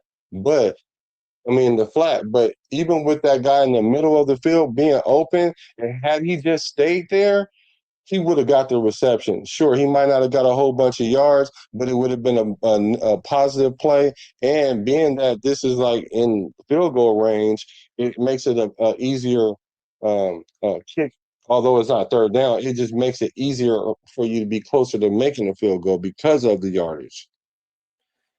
But when it comes to Mike Washington, he fakes the handoff. He gets up into the linebacker. He curls up. But the problem is that he understands it's play action. So the linebackers are going to attract to him right out the box. Right. And so when he goes and he curls up, he knows and he has to assume that there's going to be a linebacker right on him, right on his hip. And so when he turns and looks right away, the rule of thumb is you work to open space, but you only work to open space knowing that you're maintaining the spacing within the route concepts within the receivers. And Hayward, the fullback, he chips and releases the flats. Mike Washington, as long as he understands the spacing of the route concept, he knows that linebacker that's at the top of the screen, basically on that 20-yard line, is going to go with Hayward. So he knows if he's going to work, and he already sees Fernando Mendoza, he turns, he curls up, he knows it's play action. So linebacker is going to attract to me anyways, right? So he curls up. He sees Mendoza moving to his left. Now Mike Washington Jr. is right. Once he curls up and knows the ball ain't coming to me, now he's got to work to open space because he knows there's a defender right on my hip. And there's also there's no other threat around him. If he would only have to stay there if he's trying to basically run a complementary route, and he's not. This is a spacing concept. And so he knows that he's got plenty of space to his right where Mendoza is actually drifting to, because that only threat, really, that linebacker is now going to take Hayward. And so, but again, it goes back to Mendoza, because he's late, he's got to know, or at least assume, that Mike Washington's going to move. And the only way he is going to move is to his left, because he's not going to move away from Mendoza, right? He's not going to run away from where Mendoza is drifting. And so Mendoza should have just had that knowledge of just knowing I'm drifting. And because I'm getting late to my check down to Mike Washington, he's most likely going to drift back to me. Yeah, I wouldn't have assumed that he would have drift. I would assume that he was going to sit there because that's what the route is, because I'm still within the hash. Right. But I understand why Mike Washington did what he did, because of the way that Mendoza faded to the left. Like, I get it. I do understand why. And just like when he, like you were saying, he knew the ball wasn't coming to him. Well, he in fact was wrong, because the ball did come to him. Because had he just would have stayed there like another half a second, he would have never moved. But the ball would have been on his way. Second, that linebacker's already on his hip. Because one, it's play action, so you're going to track the linebackers. But two, the moment you curl up and the ball is late to getting to what Mendoza's late getting to his check down, he knows that he has to work to open space. He's not going to allow a linebacker just to stay on his hip, because then he's not giving Mendoza any target whatsoever. And so if he just stays there, that linebacker is literally on his hip, and most likely it's going to be interception anyways, because if that linebacker sees Mendoza just get into that throwing motion towards Mike Washington Jr., that backer is going to jump it. And it's at a minimum batted down, or it's going to be picked off because he cuts it off. So he'd have to run through the guy in order to pick it off if he just had his body in between him and the ball. Down. At a minimum. But I think it was some space. But let's I'm gonna hit the play so I can see where he was when he get ready to throw the ball with the linebacker, because he doesn't, like you said, he doesn't know exactly where the linebacker is, but he has to assume that he ain't too far away. Who Mendoza has to assume? No, Washington. When he curls up, he doesn't know where the linebackers are. So I do understand that. He might need to work to get open, but I don't think he was in that spot long enough to decide that. But I'm going to go ahead and see if we can see it from another angle. Yeah, if you go to the end zone view. Yeah, like it takes a little bit to kind of get into his route. Yeah, but I think he could have got it there though. I don't disagree. Yeah, because now look, see now he's showing number, right? It looked like Mike Washington's showing number. The nearest linebacker is about 5 yards away. Yeah, 5 yards. 5 yards. So he should have just stayed there, right? But because now Mendoza about to throw the ball, and right there is open. Yeah, right it's there like is open. And as long as you put it out there, like towards the sideline, yeah, you're where no one else can get it. You gotta take that shot. Yeah, like you said, throw it to if his you're sideline. going there. Yeah. And like they're talking about, By the time I'm telling you, he wasn't even on that progression no more. Like the only way he would have been able to throw it to Naylor over there is if he would have just stared him down at this point. He already moved off that progression a long time ago. Now is oh shucks, I probably should hit this flat guy, but I'm gonna hit Washington because he looks open. He looks open. Like he is open. So I think he's getting there because if you think about it, right now, Mike Washington, he fakes the handoff, he gets upfield, he knows where the linebacker is. He understands right that second when he flips his hips and shows his number to Mendoza, he knows where the linebacker is. And when the ball doesn't come right away, now he knows he sees Mendoza. Now Mendoza has drifted to the left of the pocket. And so he knows that linebacker is now coming downhill through his back, right? So if he's coming downhill through his back, then now he has to work to open space to change the angle of that linebacker in his coverage. And now if you go back to the end, if you go to the end zone view, if Mendoza actually, and again, I'm not going to take away, maybe it's going to take time for them to get some communication or just some chemistry with one another. But if Mendoza leads Mike Washington, then it's a completed pass. But when Mike Washington gets to the top of his route and flips around to show his numbers, he knows that linebacker's coming downhill through his back. And when the ball isn't coming right away, he now moves with Mendoza to not only show Mendoza to get to show his availability, but two, now he changes the pursuit angle of the linebacker. Okay, as true as that is, okay, I'm gonna concede to you. I'm gonna concede to that because that's true, right?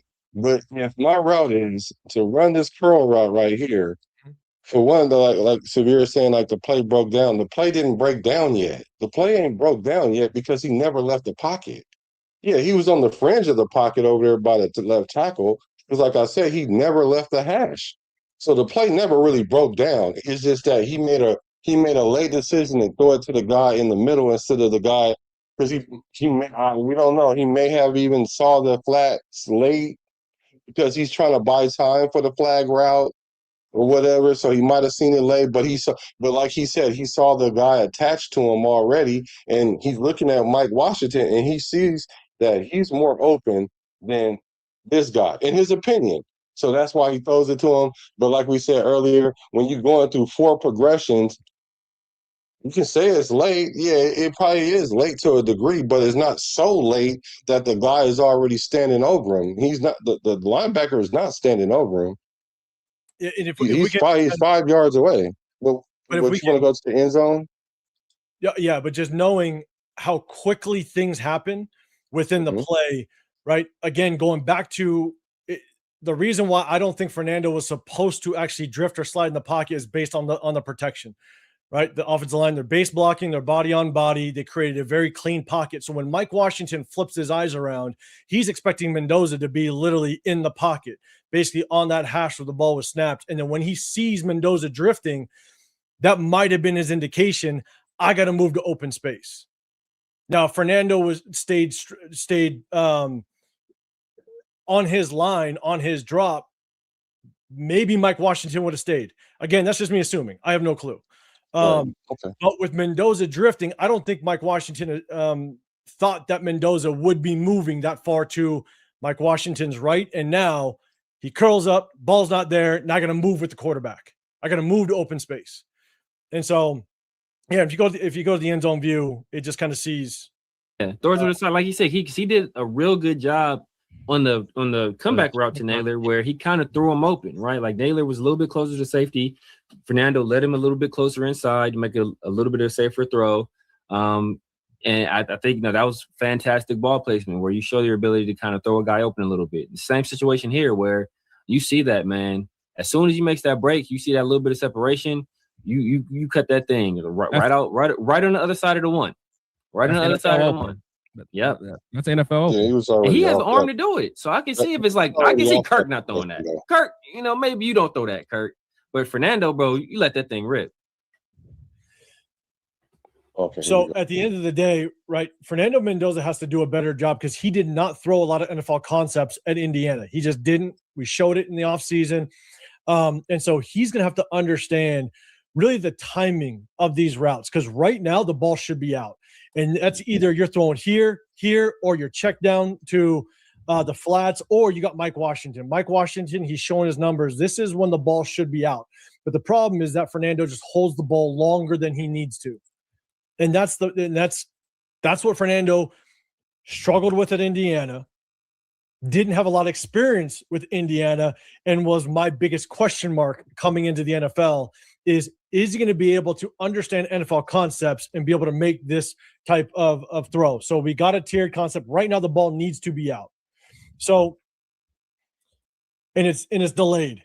Now Mike Washington, he moves over to his left, right? But you got the flat wide open. Yeah. Now we're going to the end zone view. I'm not going to watch the runner take it to the house. But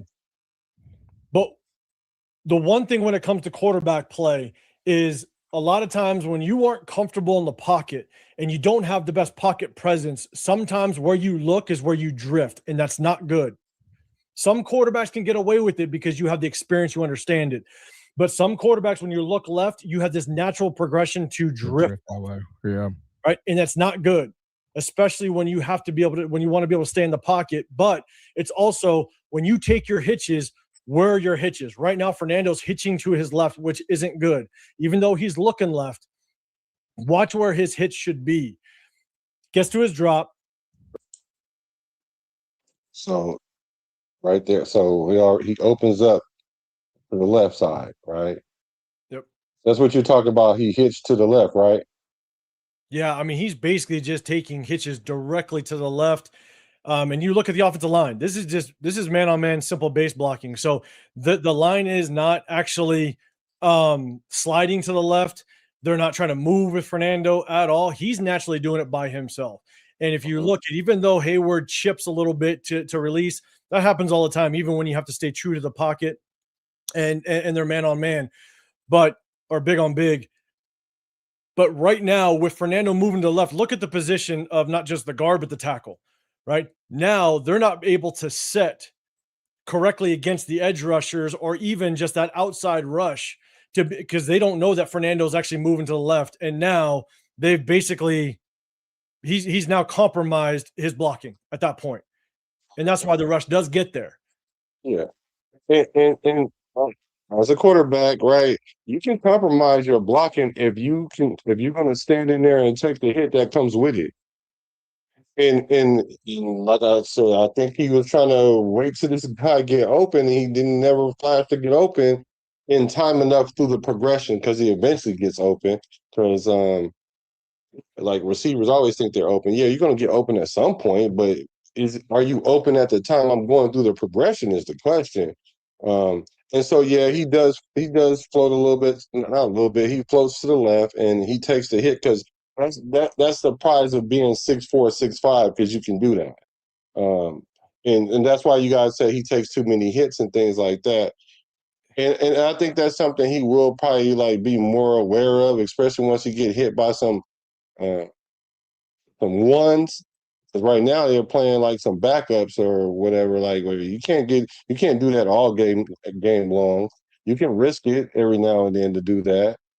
But like I said earlier, if you're gonna float to the left, you probably should throw it to the left.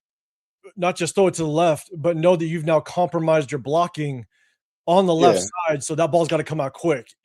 When you watch his progression right now, he's already working to his left. So right now he should know I'm either hitting Benson or I'm not.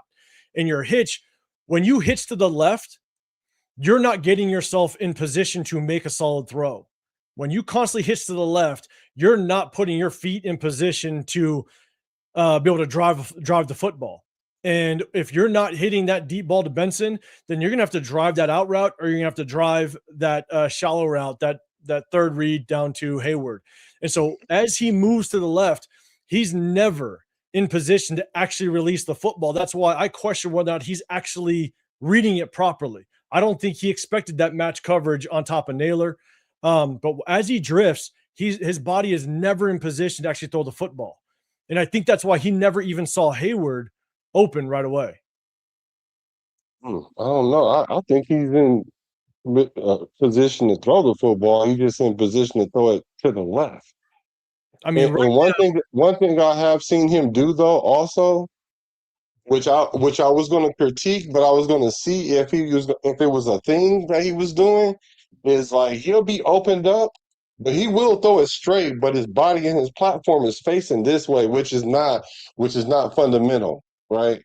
So that's not fundamental. You kind of want to be squared up to where you're going to throw the ball. But I've seen him throw some accurate passes with his gate open, but throwing it straight, like how he actually ended up throwing it to Washington. So I do have a little critique about that, but if that's what he does and it works for him, I don't know if they're going to coach out him. I don't know. My jury is still out on that as far as that, but I just know that's not fundamental. But let's take a look and see through the rest of this drop and the progression, because I do agree with you. Like at this point right now, he should know, okay, I can't hit this deep pylon route. So now my next progression is this flag route. So then that's when he starts floating to the left because he's trying to buy time for him to get open. Because like I said, he sees the field over there open.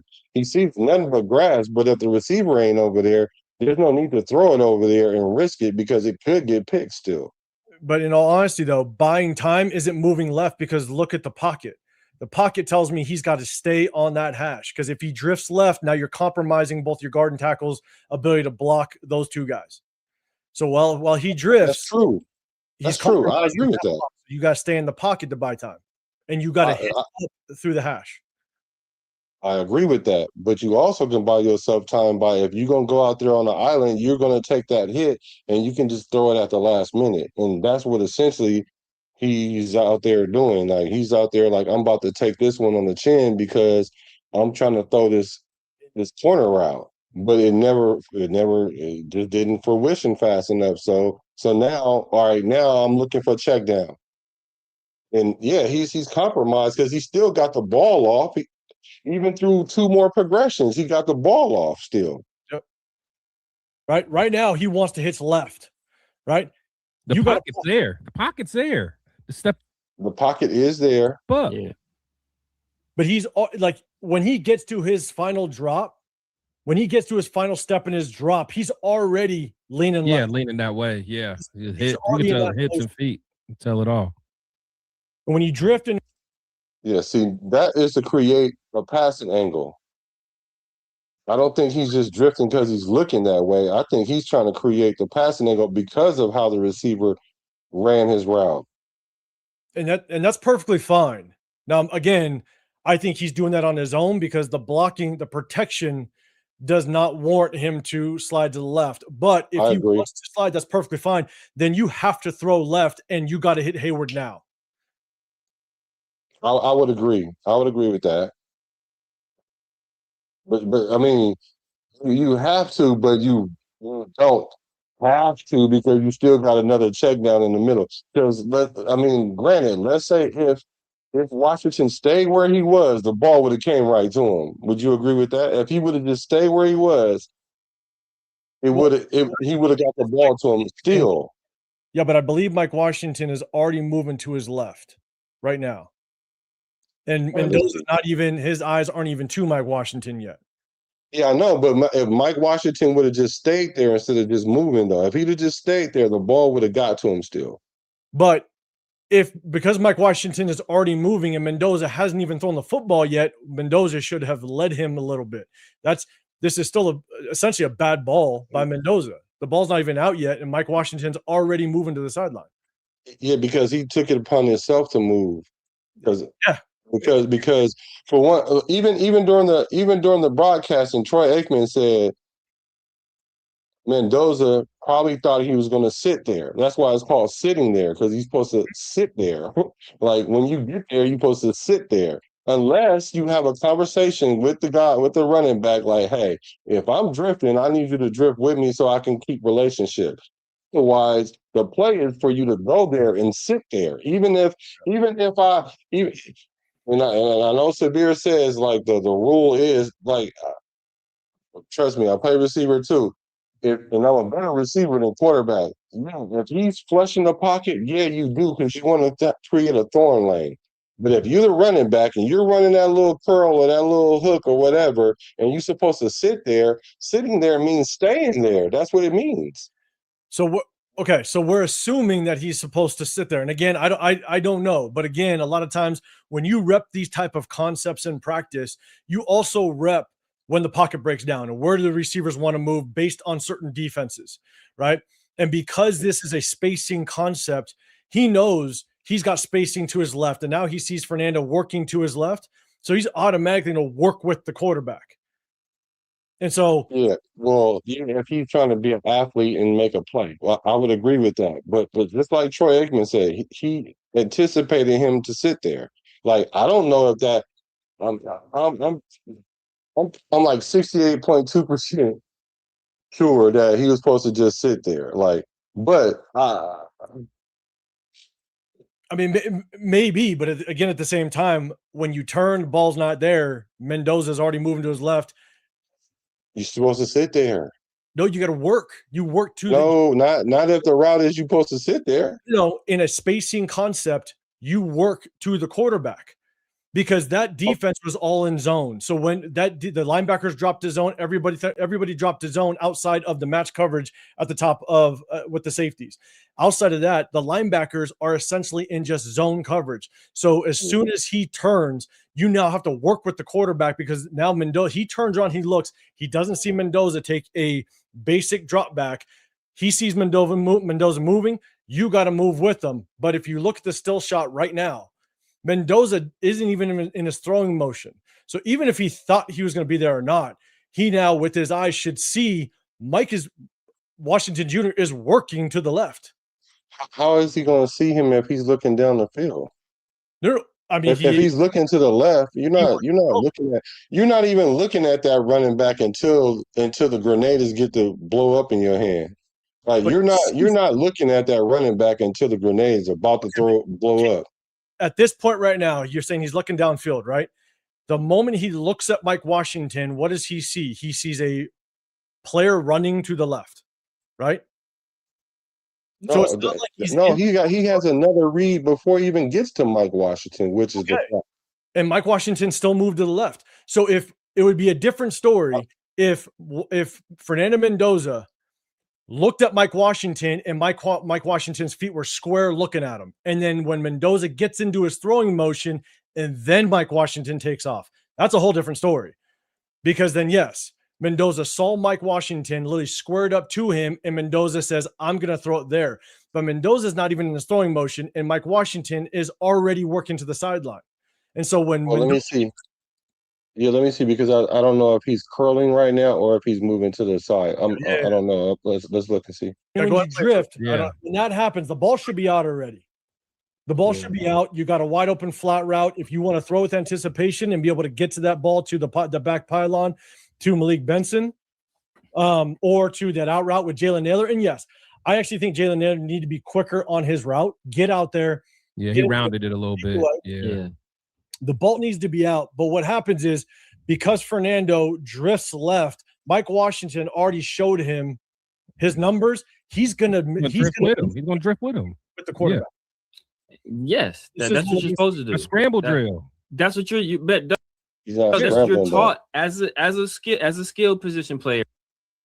See, when the pocket breaks down and the quarterback is in trouble, you sink to the level of the quarterback because you don't want them throwing back across their body. You want to present yourself as a target to the quarterback so they can see you, so they can throw it to you. Like they tell you all the time, you never throw late back across your body over the middle of the field. Like that's the cardinal sin. You don't do it. That's why they tell you in these situations, sink to the level of the quarterback. Get in his first of all, you get in his line sight, his sight, and then you present yourself as a target to make a throw vertically, not backwards. So Mike Washington did what he was supposed to do right there, but Fernando thought he was going to do something else. But he should know those rules as well. It's like this. Oh, he didn't throw that far across his body. Like when you saying throw across your body. or it's not that far. Like throwing like that's only probably about what? I don't know, less than a 20%, 20-degree angle, less than a 20-degree angle. But at the same time, though, again, it's all about working to the quarterback. Again, because everything happens just a very split second. And So why would like Troy Aikman say he expects him to sit there? No, he thinks that Fernando thought he was expecting him to sit there. Yeah. Okay. I don't know. Okay. But because I'm telling you, well, I would think he was going to sit there too. That's fine. I mean, unless I break the pocket. Like if I break the pocket, then I expect him to move with me. Like, but he never broke the pocket. Okay, so but remember, things happen in a split second. So Mike Washington, all he sees is Fernando now moving to the left, right? And so in that split second, Mike Washington might have thought that Fernando is going to break out to his left. He might have, yeah. And so that might be his natural instinct to move to the sideline with him. I agree, but that don't mean he was right, because that's his natural instinct. But I agree with that, though. I agree with that. That might have been his natural instinct, because I mean, like if you see the guy going to the left, you're gonna move to the left a little bit too. I get it. Let's see. That's like basic when you start passing in Pee Wee football. That's like you're like what 9U, 10U. Like that's when you start passing a little bit more. I said tell you that then. Yeah. Well. But with drifting that far, Mike Washington is going to adjust. And when you run a zone concept, you also have to be aware of the spacing. The receivers have to be aware of the spacing at the same time. And I'll tell you right now, there's plenty of spacing. So Mike Washington, him actually drifting with the movement of Fernando is perfectly fine. Fernando's got to be able to see that. He's got to understand. You got to lead him. And so, but ultimately, because he's already drifting that way, I'm going to go back. Because he's already drifting that way, let me try to get to it. There's your check down. Just hit it. Right. There's no reason for you to go back to Mike Washington. Yeah, live another day. You've already committed to this side of the field for the most part. Okay, let me ask a question. Yep. And even Severe has this question. Should a quarterback throw across his body late to the middle of the field? Now, when you're saying across your body, like that's relative. Like they're both in the middle of the field. Like I get it. It's not like you can only throw from in front of you to the left. I mean, you can throw to your right a little bit. You don't. So what's the purpose? Let me ask you, what is the purpose of not throwing late? What happens if you throw? Not what happens. We know it's a pick, but what is the rules? Why shouldn't you throw it late across the middle? What are the reasons for not doing it? A lot of times you can't see the defense. Gives defense more time to break on the ball. If it's a little bit farther downfield. A lot of times when you're throwing back across your body, you just can't get a lot into it. So the velocity of the football isn't as strong as if you were throwing to the side of the field that you're moving towards. Right. So yeah, like the velocity. So on a little check down, the velocity that, like you said, that's probably more for like if it was further down the field, because his velocity is not going to be affected from that check down right there. Also, I think you kind of hinted at another reason, which is to avoid the big hits on your running back, because you don't want to throw it back late and then the linebacker run down here and hit sticking.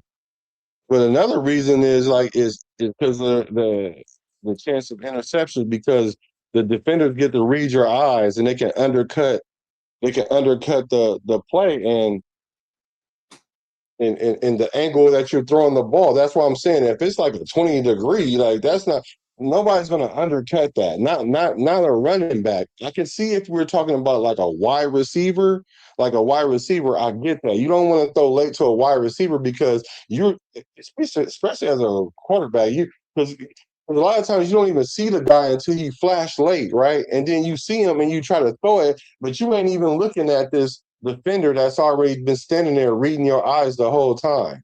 and then he'll run right in front of it and pick the ball off. But when we're talking about a running back, those rules aren't the same. And so if I'm dropping back and I know I have a late check down to a guy that's standing in the middle of the field, I'm expecting you to be there after I go through my 1, 2, 3 progression. I should have kind of went there, but why'd you move? Like, why'd you move? Because now when you move, you allowed the defender to come run downhill and catch the ball. Only if it's behind him. Again, it's going back and looking. Mike Washington's already on his motion to the sideline when Mendoza gets into his throwing motion. So it's just, again, it's all about, it goes back to Fernando Mendoza understanding these pro level concepts and understanding how to get through his progression. And the reason why I don't think he should have drifted to the left, I think he did it on his own, is you have to look at the protection. And the protection warrants a clean pocket, where he's got to basically stay on that hash inside the pocket. Yeah. And if he would have hitched up properly, if Mike Washington would have whipped around and saw him still in that pocket, he wouldn't have most likely moved. He probably would have stayed because he's directly right in that line of sight. And if Mendoza went through his progressions properly and in the right timing, then he would have hit Mike Washington right as he turned around. But because he moved left, he should have hit Hayward. That was the right read. You're already moving left. Yeah. You stay dedicated to the left. Hayward was wide open. That's the progression. And so at the end of the day, and it's like what I said in the beginning, is I think this is a big learning curve for him. This is the learning curve that I expected coming out of Indiana. And so, and if you go back and you also look at other times that we broke down Clint Kubiak's offense in the offseason. When we hired on Clint Kubiak, I went back and I wanted to see what type of concepts did he run, right? He loves the flood concepts. He loves coming from under center, faking the handoff, booting back the other way. He loves them. And this is something that Fernando is going to have to learn because, again, did not do a lot of it at all at Indiana. But if you go back and you look even in these preseason games, Clint Kubiak calls very, very, very similar plays, basically the same exact concepts, and everything has basically been just a fake handoff and you're staying true to the pocket. But Fernando ends up drifting. And so and that's going to be something that he's going to have to work on. Or if he wants to drift, that's fine. You got to get the ball out. Yeah. So let's see what he said, what the reasoning was behind what he did. And you threw early in the game? Yes. Fernando, could you take us through that interception you threw early in the game? Yes. It was a play-action play and went through my progression. Probably should have checked it down to the flat. Okay. So he admits that, right? Probably should have checked it down to the flat. Mm-hmm. Saw the flat player relate to him. He saw the flat player relate to him. Maybe I should let it play through because it's not that long, but let me let it just play through. Fernando, could you take us through that interception you threw early in the game? Yes. It was a play-action play and went through my progression. Probably should have checked it down to the flat. Saw the flat player relate to him. And at that point, I started backing up and threw the check down to Mike Washington, and it was not a good throw. We weren't on the same page, and it was a interception. Fernando, could you take a So what I'm hearing there is it's not a rep thing. It's a communication thing. It's like I'm hearing he said it wasn't a throw. He should have let. Well, you know what? Because the quarterback is gonna he has to cover up for Mike Washington. He can't sit there and say, "Well, Mike was supposed to sit there and then he made me throw it to the linebacker because he didn't sit there." He's never going to say that. As a quarterback, he has to take responsibility for all of it. He has to say that. So that's why. Okay, so this is why this is because he kind of leaked what he was thinking too. But here we go. Interception you threw early in the game? Yes. It was a play-action play and went through my progression. Probably should have checked it down to the flat. Saw the flat player relate to him. You should have probably checked it down, looking at the play on the little iPad. I could have threw it to him, and then the play would have been over with, right? But the reason why I didn't, because I saw the guy in relation to him. He was relating to. He was right there. So I was like, okay, cool. I know I have this check down. but we weren't on the same page. Hayward was wide open. I mean, there was like 7 yards between him and the defender, so he should have made that check down.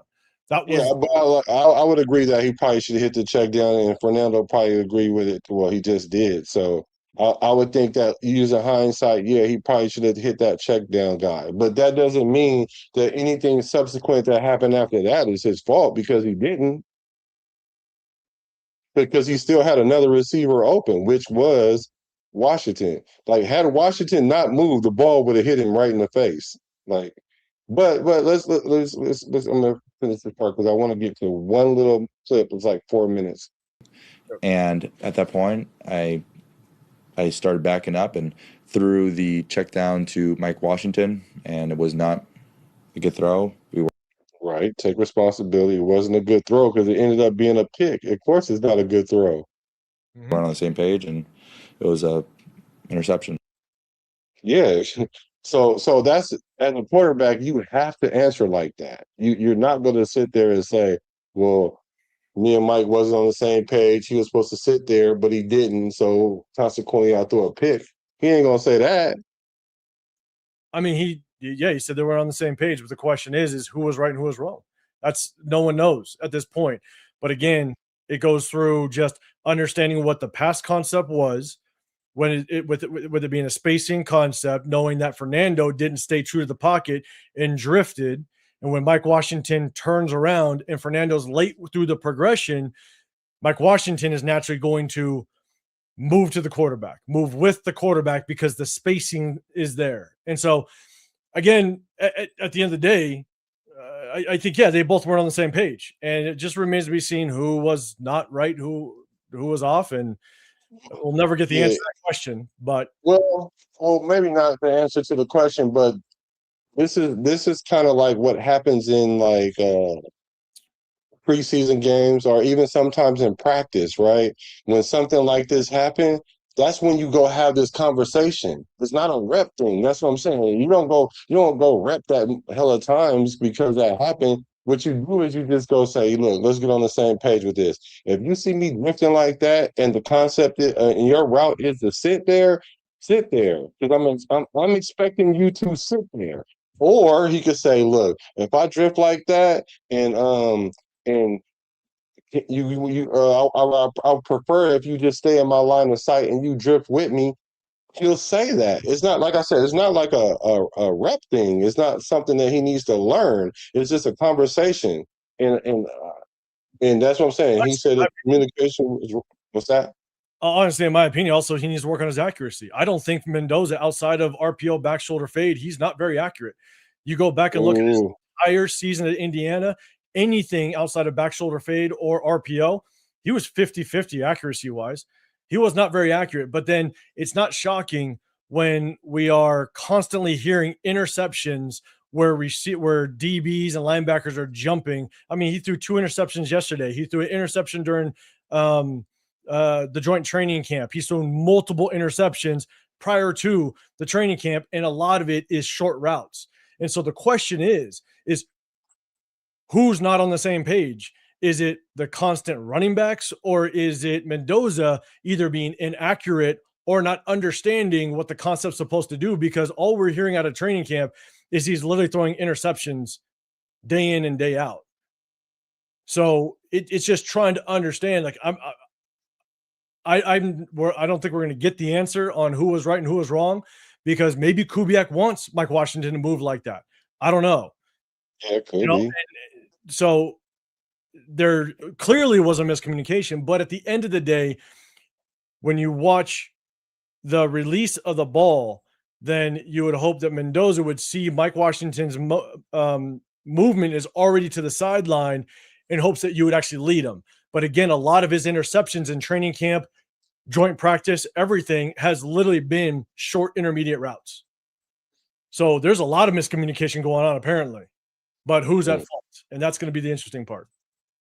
Okay, so here's Kurt Warner breaking down this play. Yep. I don't know. Have you seen this? I have not. Actually, I think my boy Chris, Protect the Shield, I think he sent it to me, but I wasn't able to see it yet. Okay, let's take a look and see what he says, because I think he kind of encapsulates how I look at it. And for the record though, if I was a quarterback in that situation and I was drifting to the left, I would prefer if he would have drifted with me, like I would have, right? But at the same time, I don't know, because now we got to lightweight practice that, because I don't want you to be running hella fast doing it, because like I said, I don't want you to run into a coverage, because now I got to time it, and then that could hit you, the hospital ball. There's a moment the backer comes off and hits you while you're doing that, that's a hospital ball. Versus if you just stand there and I throw you the ball and you just get hit in the back and get blasted, yeah, okay, cool. You did get hit, but it's not a hospital ball. So, like, I do understand why he did it. I'm not saying that he was totally wrong for that, because I've divvied this up to 50-50, him and Mike Washington, but now I've kind of adjusted that. For me, I say it's 50% Mendoza, 25% Washington, 25% Naylor, because he ran a terrible route. But let's look at and I want to know after this video right here. It's only a couple of minutes, and you and then you can tell me what percentage you think is responsible, because Severe said it's 95% Mendoza. That sounds like a little bit of hate to me, but I don't know. All right, little study ball teaching tape. Fernando Mendoza last night, watched the game, saw the pick six, everybody pointing to Fernando, bad decision, bad throw, all of that stuff. Let's kind of break down this play and what I believe happened on this play. And it really started out with, I thought, a really good process by Fernando. So they're running what I call a pylon concept. So it's a deep pylon or corner route that's aimed at the back pylon. That's why we call it a pylon. It's aimed at the back pylon. Okay, they're going to have a flatter corner that comes off of this, and then looking for a little chip here, and then we're going to go to the flat. So the idea as a quarterback, when you've got this 3-level over here, is we're going to read this corner first. Okay, so if the corner hesitates at all, of course, we're going over the top for the touchdown. As soon as we get him to take off and run, so there we go. I meant to say this before I'm about to rewind it now. Look at this slot receiver, how he starts off on the outside of his hash and how he ends up in the inside of his hash and never redirects itself. So he got rerouted. So now that put pressure. This is why I put 25% on him, because now you put the quarterback in a compromising position, because now you didn't even redirect yourself. So now I gotta look off of you now from that. Now I can't even. You're no longer in my progression now because of that. I'm not looking for you to break open no more. I'm not trying to throw you open or none of that, because now I got to go through my progressions. But that's only one option of 5 going out. So that's not, even though Naylor may not have second read, that's fine. So then you just get to your third. But as long as your feet match your progression, then it's really not a problem, as long as you get to the open receiver. And so, yes, Naylor didn't run a great route, but at the end of the day, it doesn't kill a play, right? What you're doing is you're going through your progression. And so, top of his drop, you got Benson.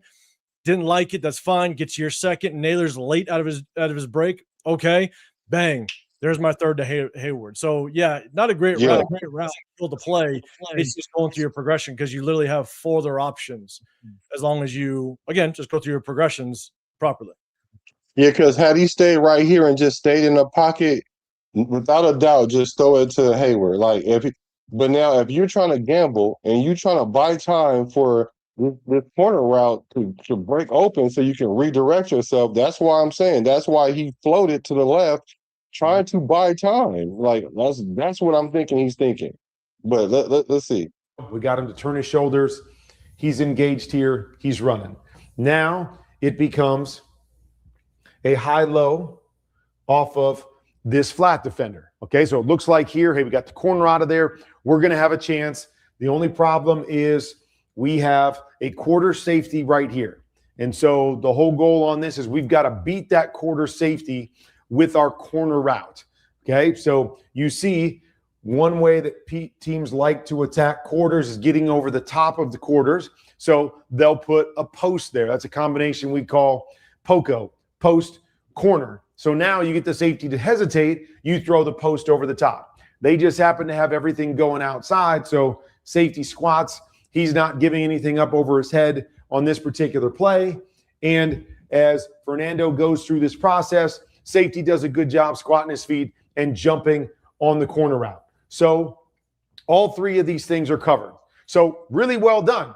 We go 1, and then whether you go 2 to 3 or just 2 to 2 based off the flat defender, all covered. So he does a great job of getting to his 4th read right here. Like, that's a win. If you can get a young quarterback to go through this process and get to his 4th read, you're sitting in really, really good shape. Now, the problem with this, to me, is Fernando is not solid in the pocket. There's really good protection here, okay? If he's set up and he's staying inside the pocket or stepping up in the pocket, I believe he's going to get a completion here, and it's not a pick 6. But what? To your point, that's what you're saying too. Yeah, because right now he does. While he's drifting, he's never getting himself in a good position to get rid of the ball quickly. If you get into a traditional drop, you're hitching up, and as you're hitching up, you're always loaded to get the ball out.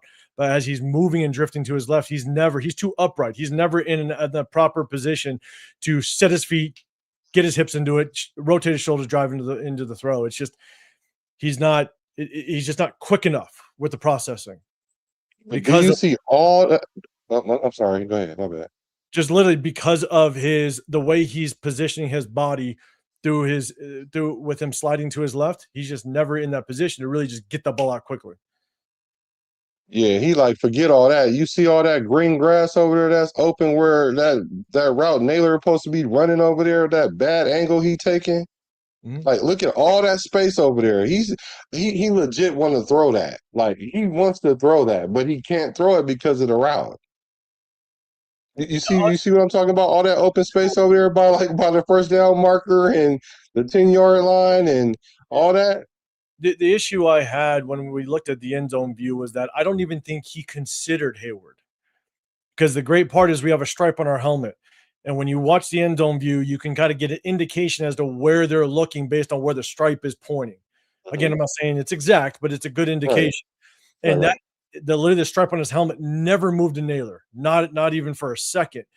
And so, again, even if you hit Hayward right now, right? Okay, the linebacker closes and it's a tackle for what? Maybe like a 2-yard gain. I don't know what it is. Maybe a tackle for loss, whatever.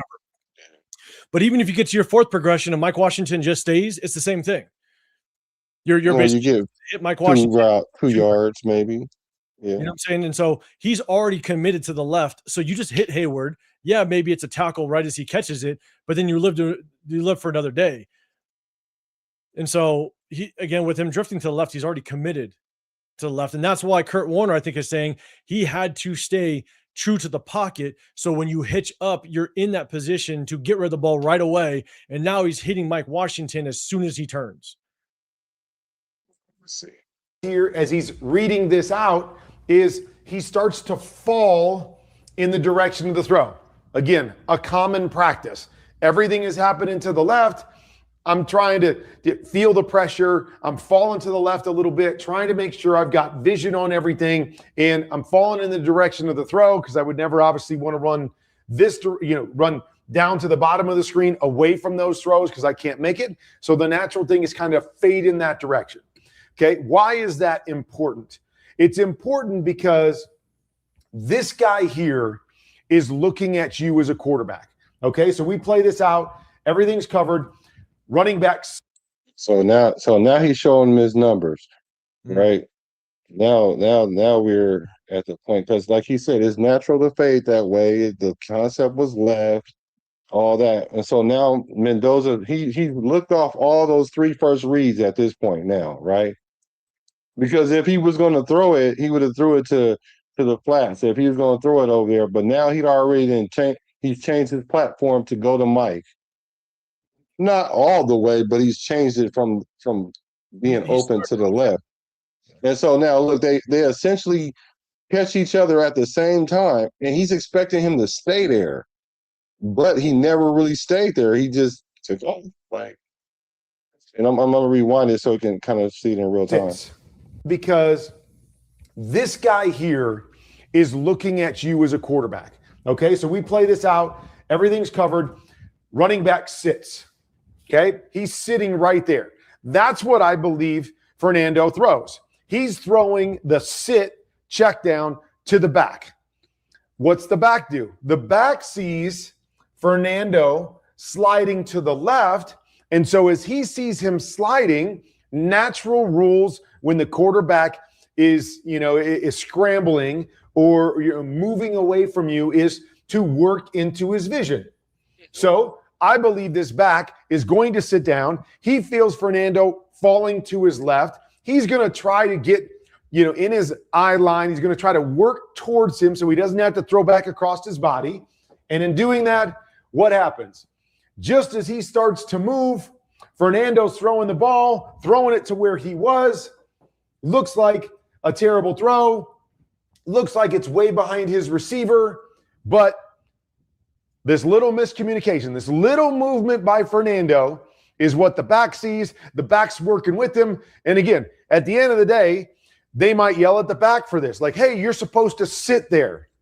I get it. You're supposed to sit. But this is how you play football. Quarterback starts to move, starts to slide. You make yourself available and make the throw easier for the quarterback where you can do that.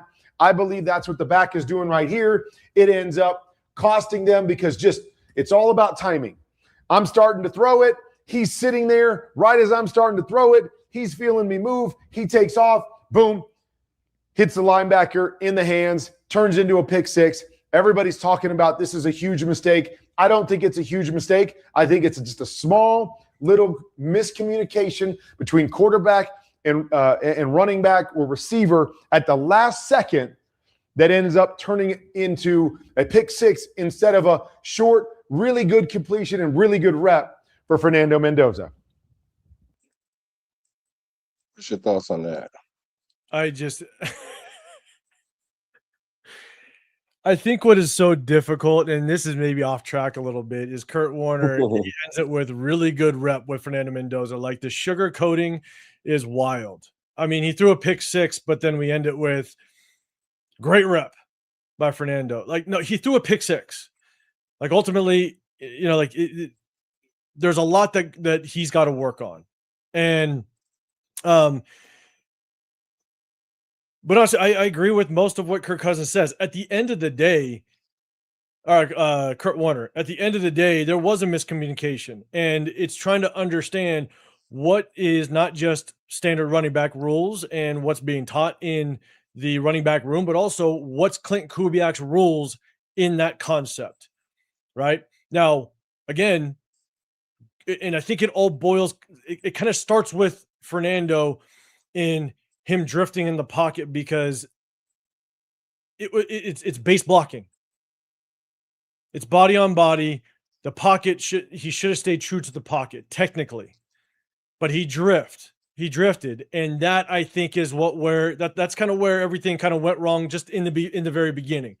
But ultimately at the end, I think that, Mendoza and Mike Washington, if that happens again, they're going to have to communicate and then figure out what they want to do. Does Fernando want them to sit, or does Kubiak say, no, Mike Washington, you got to drift. If Fernando wants to drift, you got to drift with them based on that spacing concept, that route concept. But I say it a lot when we go through game film. Me coaching as long as I have, I also don't know exactly what's being coached in that locker room. Right. So right. At this point, we're just kind of going off of what we think should maybe have happened. Right. Like at the end of the day, who was off? I don't know. I just think that it all kind of stemmed from like Fernando, I think should have stayed true to the pocket in that and not drifted like he did. And maybe, he would have been able to hit notice Mike Washington, hit him with a better progression, a little bit quicker, and now it's maybe just a completed pass, 2-yard gain, linebacker tackles him, and this has never been a conversation. Don't know. Right. So it's a learning experience across the board, and I think that's what it needs to be chalked up to.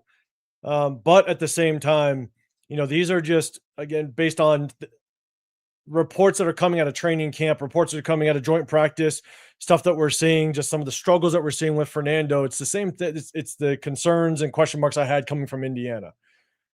And so I hope he improves. I hope he kind of gets a grasp of it. And, we'll see just kind of how it plays out.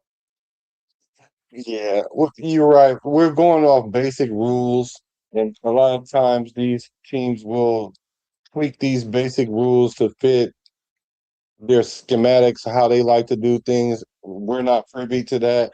Um, just basic, just basic. You know what I'm saying? Just very basic. That's why I said, okay, cool. The basic rule is if you're gonna go there, sit there. Now I understand why you did what you did, but the rule is still it's not a fixed rule that you fly with the guy. That's not a fixed rule.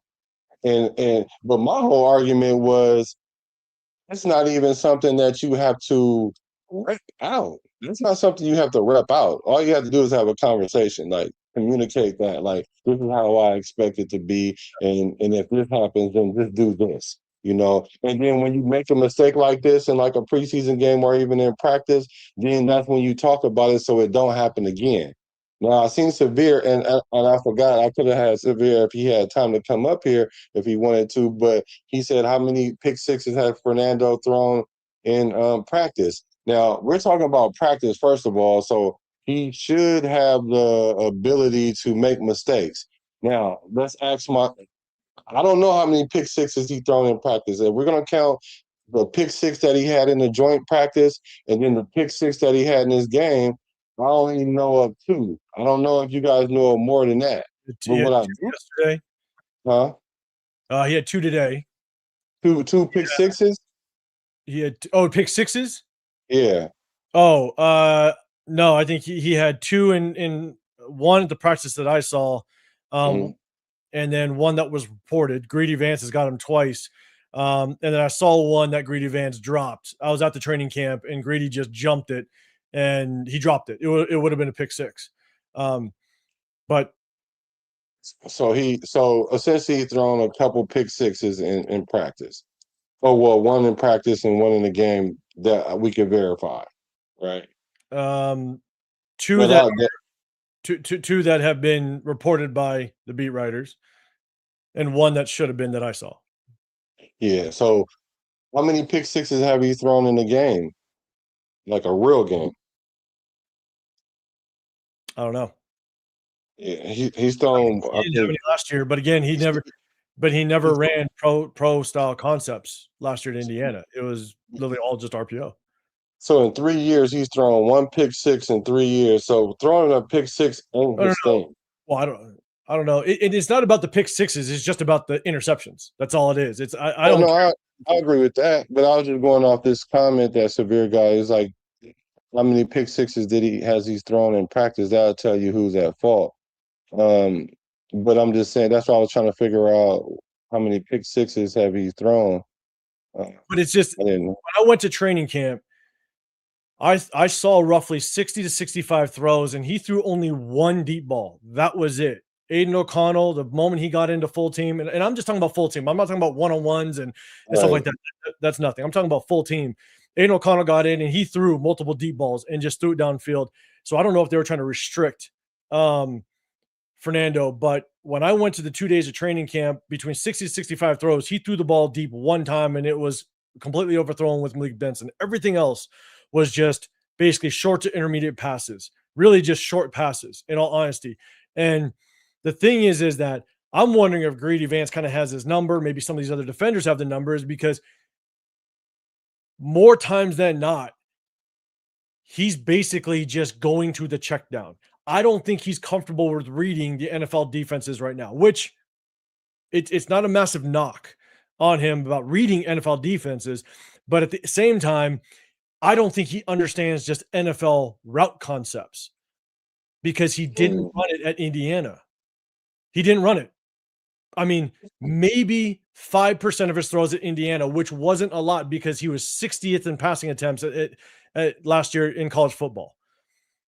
And so 80 to 90, 80% was RPO, back shoulder fades, or goal balls. That was it. There was really no pro style concepts really past week 3. Old Dominion, he ran some. Michigan State, he ran some. I want to say Kennesaw State, he ran some. But after that, after Indiana realized who they were, they ended up having, I think it was the second best defense in college football and the fourth best rushing game. When they ended up averaging 275 yards after the first 7 games of college football, and they tried to attempt flood route concepts, dagger concepts. They tried these concepts with Fernando Mendoza, and it wasn't great. It was mediocre at best. His accuracy was 50-50. And after those 6 to 7 games, they were like, holy shit, we are going to lean on our run game and we're going to lean on our defense. And that's exactly what happened the remainder of the season. They played the most safest football I think I've ever seen, even up to the national championship, the most safest football. And Fernando Mendoza really wasn't pressed outside of the Penn State game. Yeah, good game-winning drive. That was good. But outside of that, the only other time that he trailed in any game was Ohio State, and that was done by the second quarter. They took over the lead. So it was a very, very safe offense. It was a very, very basic offense, and they leaned heavily on the run and heavily on the defense. And it was 80% RPO, which if you go back and look at Clint Kubiak only ran 11% of the time RPO. And so what does everything else look like that he's going to be asked to do? And this is why I say, and this is what I said prior to drafting him, I think he's going to struggle with NFL style concepts because he spent an entire year really not running it. I think that if he would have stayed at Cal, he probably would have developed more as an overall quarterback if he stayed at Cal because he would have been asked to do more. Where at Indiana, his answer to pressure was RPO. You can't do that in the NFL. He never made any type of line adjustments, protection calls, pre-snap, nothing. He never did it. His answer was RPO, and that's not going to be the answer in the NFL. So you need to understand where the pressure is coming from, how you reset your backs, how you adjust the protection calls so that you now are balanced on offense. And again, because I say all this not to say he's not going to be able to do it or he can't do it. I'm just saying that what he showed in college, it's going to be a massive, massive learning curve for him. And we're seeing. I agree. That's a massive learning curve for him. I maybe you weren't finished. My bad. Go ahead. No, go for it. No, yeah, that was good. No. So for me, it says, well, let me answer this real quick. Just like Kirk said, natural rules, all running backs will drift with him. Yeah, but right before he said that too, he said that they were probably going to jump on the running back for doing that because the natural rules, because you naturally would want to go do that, but that might not be the rule because you're supposed to sit there. Now, as far as like the RPO thing, I could agree with you, right? I could agree with that. So, but for me though, if I was only running RPOs and I'm not used to going through progressions, right? I'm not used to going through progressions, and then I get to the league. And we got to remember, this is only his second game, right? We got to remember that this is only his second game. And he's shown the ability to go through progressions. He's shown them time and time again to go through multiple progressions without fleeing the pocket. I'm talking about fleeing the pocket. I ain't talking about moving or shifting around. Week 1, he fled the pocket twice. The 2 times he took off and ran, wide receivers were wide open, straight in front of him. And the first one, he actually sprinted up in the pocket with no intention to run, and he took off to the left where he had an instant first down 8 yards in front of him. It was designed up perfectly, sitting right there, and he took off. He sprinted. It wasn't a step up or a hitch up in the pocket with the intent to throw. He took off. And the other one where he took off to the left-hand side and got the first down, I believe he got the first down. There was literally 3 wide open receivers sitting right in front of him. He had Ian Thomas basically on a quick little curl route right in front of him. I believe it was I think his last name's Thomas. He was on a simple dig route, wide open right in front of him. He had Labe on a swing route. So he had 3 receivers wide open right in front of him. And the offensive line did a damn good job of opening up the passing lane right in front of him. And he took off instead of hitting Ian Thomas for a first down. But that was the tendency that he had, because I also showcased a lot when he played at Indiana, where he would look like he's going through a progression, but he would come off his number 1 and number 2 reads so quickly, and they would actually come open, and he would just take off and run. And so even at Indiana, when he looked like he was going through a progression, I struggled to think, are you actually processing what you're seeing in front of you? Because the receivers actually come open, and then he just takes off and runs. And I think that was his default. If his first receiver wasn't open, he would literally just take off. And he showed it twice last week on both those runs. And so it's about moving the ball with the intention to throw, basically. And that could be just simply a learning curve, right? Like, you 100%. guys understand the speed of the game. I mean, like, also just being able to play at that level. Like, he goes back to the iPad and it says, bro, you see these guys open right here, and they were open on time. And for whatever the reason was, you decided to break out of there. So we need you to do this, right? And so that's where he learned. That's where part of his learning curve it occurs for me. Like, if he does that a couple of times, I can overlook that, just as long as it's not like a reoccurring theme. But I will be looking to see the progression thing that you're saying, because for me, I see him. It appears to me that he's going through progression. He doesn't have happy feet. He's not nervous in the pocket. He seems pretty calm to me.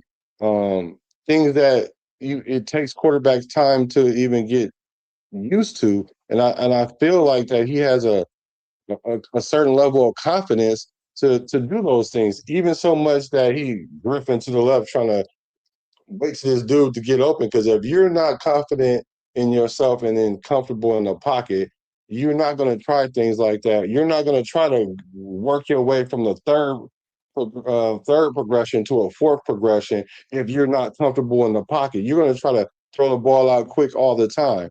Now, That's processing what you're seeing, though, because that's the problem that I have, is that he didn't even look at his third read, which was our fullback. God damn it, what's his name? Ironhead son, Hayward, right? I don't even think he looked at his third check down, even though he said he saw the flats, but he could have went back to the iPad and saw it and was like, oh, well, like maybe I should have hit the flats. But at the end of the day, though, is he's going through his progression. Again, he's showing things that I had concerns with at Indiana. And that's the problem, right? He's rolling over my concerns that I have from Indiana till now. The problem, and this is all talking about, we picked this guy number 1 overall. I don't need a number 1 overall pick having issues in the pocket, possibly, and struggling with pocket presence, right? And again, just him escaping the pocket, like I showcased it after the week 1 game. He's shown the same things, right? The hit that he took later in last week's game, where he didn't hitch up to just change the attack angle of the edge rusher. That's going to be something that he's got to learn, but he didn't have to do a lot at Indiana because he wasn't a straight drop back quarterback. His answer to pressure was RPO, which he's not going to have that answer in the NFL. So him getting to the top of his drop and not hitching up to change the angle of that edge rusher, if he doesn't learn it, he's going to get his ass kicked. But the thing is, I don't want that issue with the number 1 overall pick. Like, I want to be able to know that you've answered enough questions in college that warrants me to be able to trust that you're worth the number 1 overall pick. And it's just me. But for me, he had way too many question marks to be able to pick him at number 1. And one of the biggest ones was pocket presence. Because if you go back even to the Miami game, right, going against some of the better schools, even you go back against when he played against Ohio State, the first half of the Alabama game, they got after him. And then what happened? His answer, he had to go back to the RPO. He had to go back to the back shoulder fade because they literally could not put him through just a standard drop because he just was not good in the pocket. He took 2 really bad sacks the second half of that Miami game when Miami was finally in with their full complete defense. They had their number 1 corner was basically out because of the penalty that he had the previous game, right? So they played a very soft coverage on the back end, which allowed him to just kind of run those back shoulder fades, those simple hitches, stuff like that. But when Miami got to full strength in the second half, he took 2 bad sacks back to back. He didn't complete a pass till the fourth quarter. He had the one tendency where he actually dropped back and kind of quarter rolled his way, just like we saw in that interception play. He kind of drifted his way, tried to throw an out route to Elijah Surratt, and was completely inaccurate. And so, like, I just think he's had in the opportunities that he had to showcase that he could be a good pocket quarterback. It did not look good whatsoever. And if I have issues or concerns with you being a pocket quarterback at the college football game, and everybody is trying to warrant that you're going to be a good pocket quarterback or you're going to be a pocket quarterback in the National Football League, but you struggle with pocket presence at Indiana and wasn't asked to do it a lot anyways because you relied on the RPO, like, you're not going to get better with pocket presence in the National Football League. I just don't believe that, because you're going from the college football ranks where from college to the NFL, the speed is going to be like ×5. And we talked about this earlier before, me and you, Black, is that pocket presence is more of an instinct.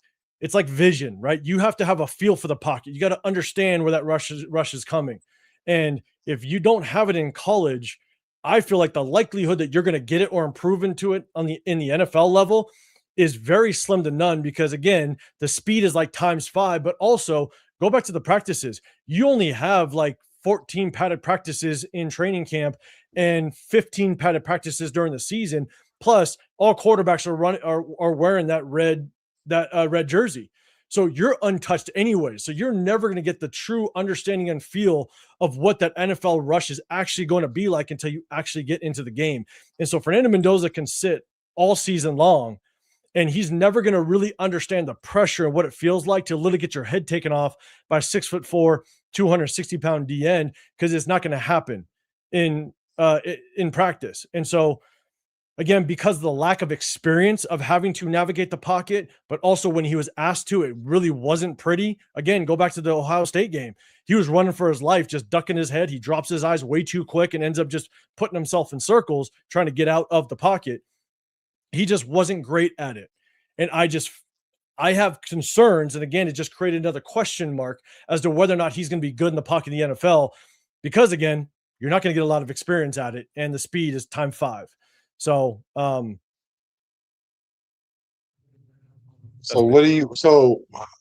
would you divvy that up in responsibility in this play, in the play we just broke down? Like, what percentage would you give Mendoza? What percentage would you give Mike Washington? Just in your assessment.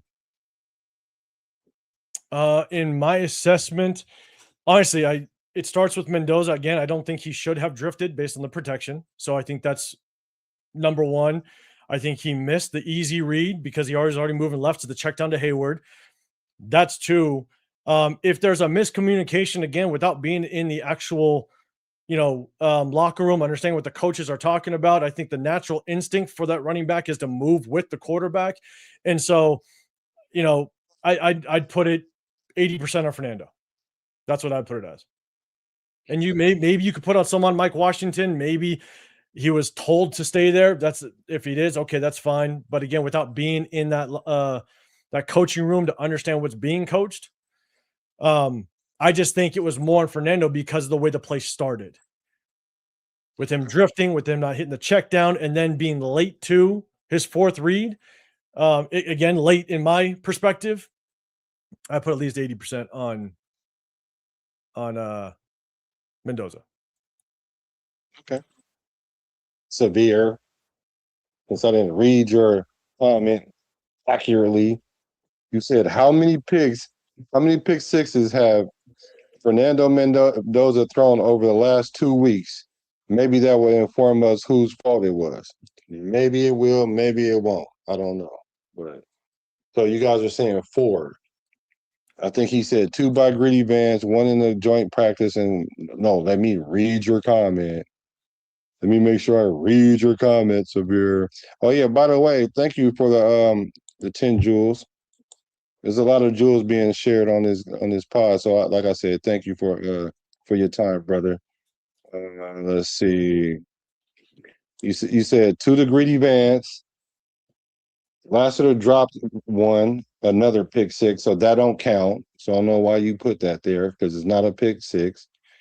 And he got one. Petrie got one, and then the one in the game. So all these pick sixes in practice. So is that basically saying? And I'm asking Severe this. So are you thinking that Mendoza? What does that mean? Does that mean that he's not ready? What, he's going to throw a lot of pick sixes? What does that mean, Severe? And I want to ask you. So how do you feel about Kirk Cousins then? I think Kirk Cousins could be a serviceable quarterback. I think now, with all that to say, with Mendoza, I think the Raiders did a very good job of just setting up the foundation for Fernando. Right, I think that they are right on pace when they are hoping that Kirk Cousins plays the entire season, because I think Fernando is going to need the entire season to really just understand just the game at this level. Just NFL concepts. But more importantly, not just NFL concepts, and this goes with any quarterback coming to the NFL, you have to understand NFL defenses and how they scheme against you. And so, because that's going to be night and day from the NFL or from the college as well. But with Kirk Cousins, I think he's a veteran. He's going to be serviceable. The one thing that I have concerns is just how is his arm going to hold up under pressure? Like if this offensive line isn't good, if this offensive line, finds themselves breaking down, which even the best offensive lines break down at times, I just have concerns with him just having that ability to have the velocity on the ball, really in certain situations, right? When he's just slightly moved off his spot and now he's kind of throwing off his back foot or throwing off balance a little bit. Kirk Cousins was never known to having the strongest arm, and now he's 38 years old. And so, if he's throwing with a hand in his face or what have you, how is that going to affect the velocity and being able to kind of get the ball where he thinks it needs to be and how quickly? Because one of the things with older quarterbacks and aging quarterbacks, as time goes on, the throw that you could have made 3-4 years ago, you may not be able to get it the same way you did, 3-4 years ago. You may not be able to do that same today. And how well is Kirk Cousins going to be able to adapt to that? And if he can, great. Like if he understands it, then that's perfect. I watched him at practice. I watched him at training camp as well as open practice. And it's not like he's got some crazy zip on the ball. And he also, again, knows it's practice. No one's hitting him.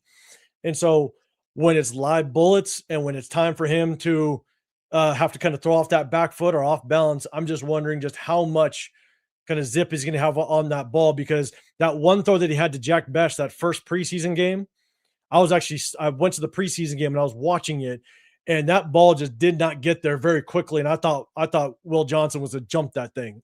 Jack Bech did a good job of just kind of walling it off and catching the ball. But that's just my biggest concern. I think that the relationship that Cousins and Kubiak has is a really good makeup for being able to just maybe stay competitive in some games. But ultimately, at the end of the day, it's really going to just determine, just how does Cousins' durability just hold up? I mean, I think it was he was on that one special, that quarterback special that they have. And what was that, like 3 seasons ago, maybe? I mean, you could just tell his body was already just hurting. And I think that was 3 seasons ago, after every single game and just the therapy that he had to go through to just kind of keep his body right.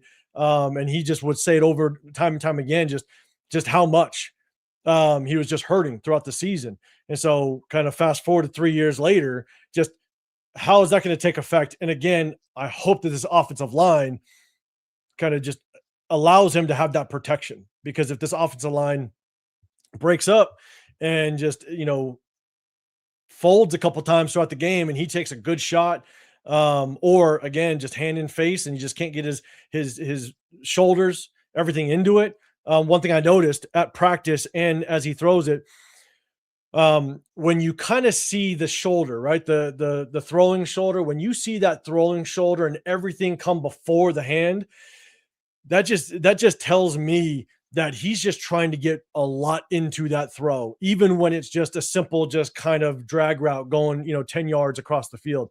So he's 38 years old. I think it's going to be very interesting to see just kind of how his body's going to hold up, how his arm's going to throw a hold up when there's live bullets. But again, I love the experience he's got with Kubiak. I think that it's going to allow us to potentially kind of be competitive in some games, but I do also think that we are probably going to do a really good job of relying on this run game. But that's also Clint Kubiak's history as well, even just last year with Seattle. So, Yeah. Well, I just seen Purple come in here. I gotta, we gotta give Purple his love.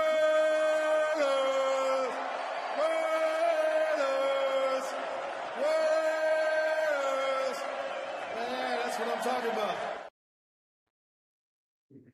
Yeah. So I just want to know what do you perceive? Where do you think our record is going to be, and how many games do you think Kirk Cousins play this year?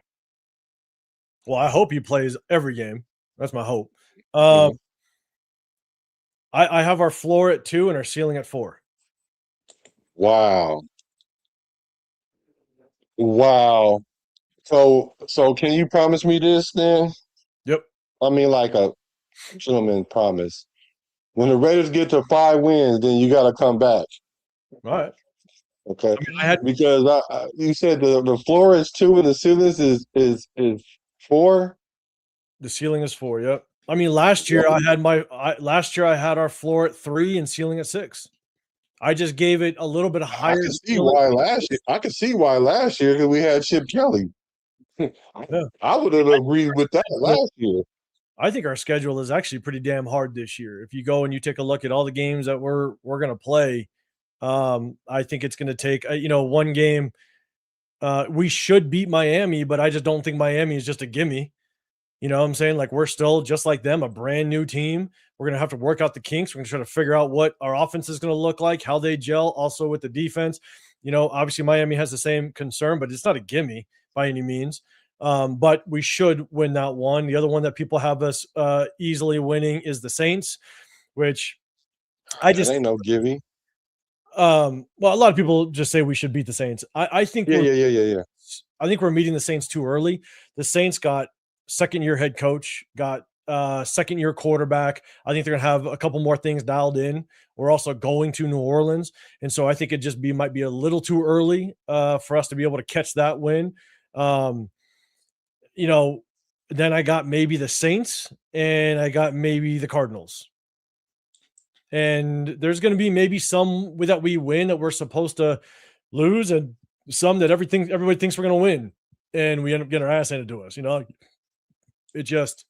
That's just how it works. Until the Raiders prove different, I'm going with literally just what the matchup kind of looks like. And, I mean, I know a lot of people say, "Oh, well, we're gonna at least split with the Chargers." Until the Raiders kind of prove different, then I'll believe it. I could agree with. I think we're going to split with them, but I understand what you're saying. Until it happens, then we're going to see what it do. Amber says, I think people forgetting how he played on the Falcons. He wasn't that good. We're talking about Kirk Cousins. So in 2024, Kirk Cousins went 7-7. Penix went 1-2. And then in 25, Penix went 3-6, and Kirk Cousins went 5-3, winning 4 in a row. The last time the Raiders won 4 in a row was, I think, 2019. And that was last year he did that. And he was the only quarterback that had a winning record while they was playing quarterback games with him, because had he not, that they would have just left him in, he would have been playing like normal Kirk Cousins. He had 7 4,000-yard seasons. I get that, like you said, 3 years, whatever, it could be some fall off or whatever, but his stats is pretty consistent wherever he's gone and how he's played up until even last year. We've only had in our whole franchise 6 seasons where we had 4,000 yards, 4 with Derek Carr, 1 with Carson Palmer, and 1 with Rich Gannon. And Kirk Cousins done it 7 times. And if we look at, if they weren't playing games with him in Atlanta, he would have been around the 3,500 to 4,000 yards. He's still 2-to-1 ratio, two plus to one ratio with touchdowns to interceptions. I believe that he's going to play very well. Of course, I hope he plays all the games. I think he'll play 14 games, somewhere in there. I think our record will be. I said the floor would be 5, and the ceiling would be 8. So I was saying like 7 was really like my number, but here recently, I kind of felt like Clint Kubiak, he doesn't do losing well. I can see it already. He doesn't do losing well. And for us to lose 10 games, I'm not thinking he's really gonna be okay with that. So I'm gonna say we're gonna win 7, 8 games this year. You said 4, so that's I mean, nice. my thing with Kirk Cousins is that last year with the Falcons, I think he had, without question, better weapons over there with the Falcons last year. And so he had Drake London, he had Kyle Pitts, he had one of the best running back tandems in the NFL last year with Bijan Robinson and Tyler Algier. And so I just think he had more weapons with the Falcons last year than he does here. And at the same time, if you go back and look, he leaned a lot on Bijan, Tyler Algier. He only averaged through, I believe, the 9 games that he played. He only averaged like 175 yards through the air. And one of those games was just kind of you never want to call a game a one-off, but he had that one like 360 plus yard game where he just went off out of nowhere. And I know it because Kyle Pitts won my fantasy last year. But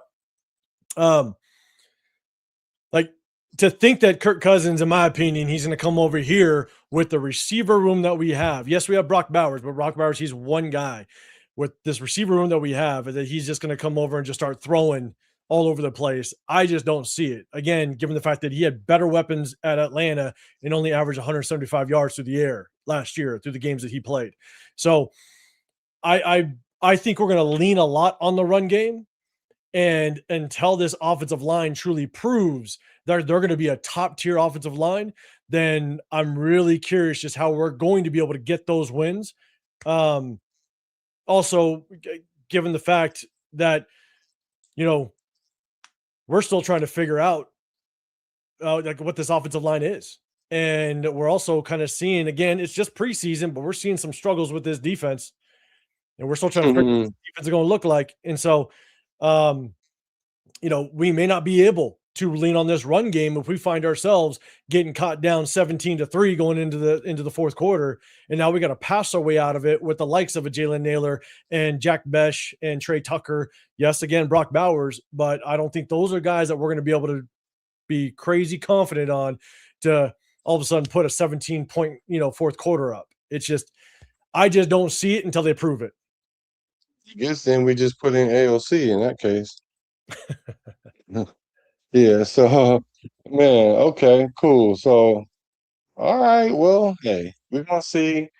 We at about the 3-hour mark. You guys have been really, really strong. You guys, I mean, you have like 10 minutes. Like we at like 2:50, just in case the chat want to ask any quick questions or whatever or whatnot. Are you good? Are you good for like another 5-10 minutes? Okay, cool. Yeah, let's get it. All right. So if you guys have any questions, go ahead and drop them in the chat for the brother. Make sure you guys go to his channel and hit the subscribe button, please, please, please. Let's see. What was it? I saw a question in here saying, "Who are we beating?" Maybe 5 teams. Vegas got us winning like 6 games. I think Vegas had us winning 6. Yeah, 5.5, and they said take the over. They said, how do we feel about Kubiak's comments on the wide receivers? He ain't lying. What was his comment? Basically, they're still trying to find the reliable receiver. they're still searching for the reliable receiver, which you ain't lying. You know, we're going to see how it plays out. But this also kind of goes to Spytech that back-to-back years, we had one of, if not the highest salary cap space going into free agency. We had a lot of draft capital between 11 draft picks last year, 10 draft picks this year. And if you cannot have a solid offensive line as well as a serviceable receiver core at the very least, Spytech, again, back-to-back years, top salary cap space, massive draft capital, and you can't come up with at least a, in theory, number one receiver, you can't come up with a good offensive line, and you drafted Jeanty number 6 overall. I in my opinion, that's just a failure. If we end this year where we have nothing but question marks at the receiver room and our offensive line isn't at least minimum top 15, yeah, Spytech's on my hot seat. Man, top 15, going from the bottom to the top 15 would be awesome, which I think we will do. That's why I said minimum. Yeah. As far as the receivers, I'm not really pressed about the receivers like most are, for the fact that we have so many holes that we simply can't address everything, like the D tackle and the wide receiver, but specifically the wide receiver. The wide receiver is a position that we can add at any time. Matter of fact, you probably don't want to add a great or a good wide receiver too early, because if he's good and the rest of the team or the offense isn't, then that's how you create even more of a diva of a wide receiver, because he's like, I'm doing my thing, you guys aren't on my level. And you can always go get a good receiver and put him in this situation once the team is together. But by you saying though that we're gonna win, like what'd you say, 2 or 4 games? And let's say we win 4 games, that means we're gonna be picking top 3, top 5, like, right? So I hear you, but the problem is that you can address almost every single need if you don't pick up literally backup players. Kieran Crawford, Trey Zune, Caleb Rogers, Charles Grant. Like, you drafted backup role players that aren't going to even be starting when there were viable receivers still left on the board. And so you addressed backup needs, not even starting needs. And so that's what I'm saying, is that if by the end of the year this receiver room is not good, you had 2 off seasons, you had 2 free agencies with some of the most draft capital, which I will say, you do want to get a good receiver in the draft, because every year there's good receivers. I don't disagree with that, but also you can get a good receiver on a rookie contract with a 5th-year option if you get one in the 5th round. And you're going to pay him like the 60th best receiver in the National Football League if you get a receiver that ultimately turns into like a top 10, top 15, number 1 receiver. That's the best way to manage it. But where we sit right now, Spytech literally had 2 seasons of a lot of cap space, 21 draft picks, and you still couldn't get a true number 1 receiver. You went ahead and drafted backup rotational pieces. So I don't agree with that statement of you can't address all the holes or all the needs. You can address a lot of them. You can address the majority of them if you don't literally draft backups. I just don't think it was a priority because we didn't know what we had in Vontae Thornton and Desh. So I think he's giving them the opportunity to see what's going on. And as far as Kubiak's comments, I think those comments came on the tail of Malik Benson dropping 2 passes, right? Because everybody was so high on Malik Benson. So high on Malik Benson, saying that he was going to be a starter or and whatnot, and he's dropping balls. So to stop that complacency, I think he made his comment just saying that, hey, don't get too confident over there. We haven't done anything yet. And this is also why, though, we've never been able to be the organization to turn things around. Obviously, a revolving door head coach, I understand that, and GM, but this is why we were constantly we aren't the Washington Commanders a couple years ago that completely flipped things around. You have the Jacksonville Jaguars that literally went from winning 3 games to going to the playoffs. Like, you can turn things around. You can. There are teams that do it, but we just honestly we don't draft well. I mean, go back and look at our last 10 to 12 draft classes, maybe even more. We historically do not draft well, and I am a firm believer that if you want to find consistent or sustained success, you have to build it through the draft. You have to. And we have drafted so poorly for so long. This is why we find ourselves picking at the top of the draft every single damn year. Yeah. Yeah, well, I guess the camera was like, it's time. So I want to respect your time, and I appreciate you because you definitely did 3 hours. And I want to thank you guys for in the chat. You guys were lit. Appreciate everything. Thank you guys for hacking into the show. Appreciate the love. Appreciate the loyalty to everything. There's only one nation. That's the Raider Nation. And so if you got anything that you want to say, what you got coming up, let them know where they can find you and everything. Yeah, if you don't know, I'm 805 Raider. My channel is Real Talk Raider Nation. Kind of started this channel a few seasons ago. I go live with my guys Severe and Chris Textual Podcast. Definitely go check them out on Wednesdays and Sundays. We break down some game film on Wednesdays, typically after the games. Obviously, it'll be this Sunday after the 49er game, but we go live after every game. Luckily, every game is this be Sunday this year, so we'll live after the games on Sunday. And again, just kind of give you a different perspective. Been kind of around the block a little bit with playing and coaching. Coached for 23 years, played the game for 15 years. And so, again, I just try to bring whatever knowledge I have, but also I love the fact that I can come on here and just kind of get the feedback. That's why, Black, he decided to invite me on and kind of break down that play. And I wanted to kind of do it and get a sense of kind of what his thought process is, because as much as I want to bring some knowledge to the table, I also know I'm not the end all be all. I do not look at myself that way. I definitely want to get feedback, and that's why we do our film breakdowns live as well, to kind of get that feedback. So I appreciate you, Black, for letting me come on and chop it up with you. Yeah, no, I appreciate it. Can you hear me? Yep. Okay, yeah, no, I appreciate it too. I guess I don't know what's going on with my camera right now, but yeah, I appreciate.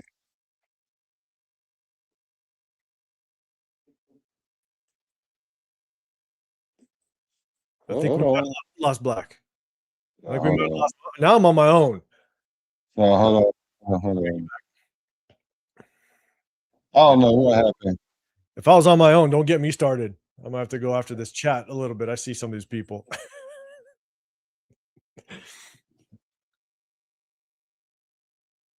I don't know what's going on.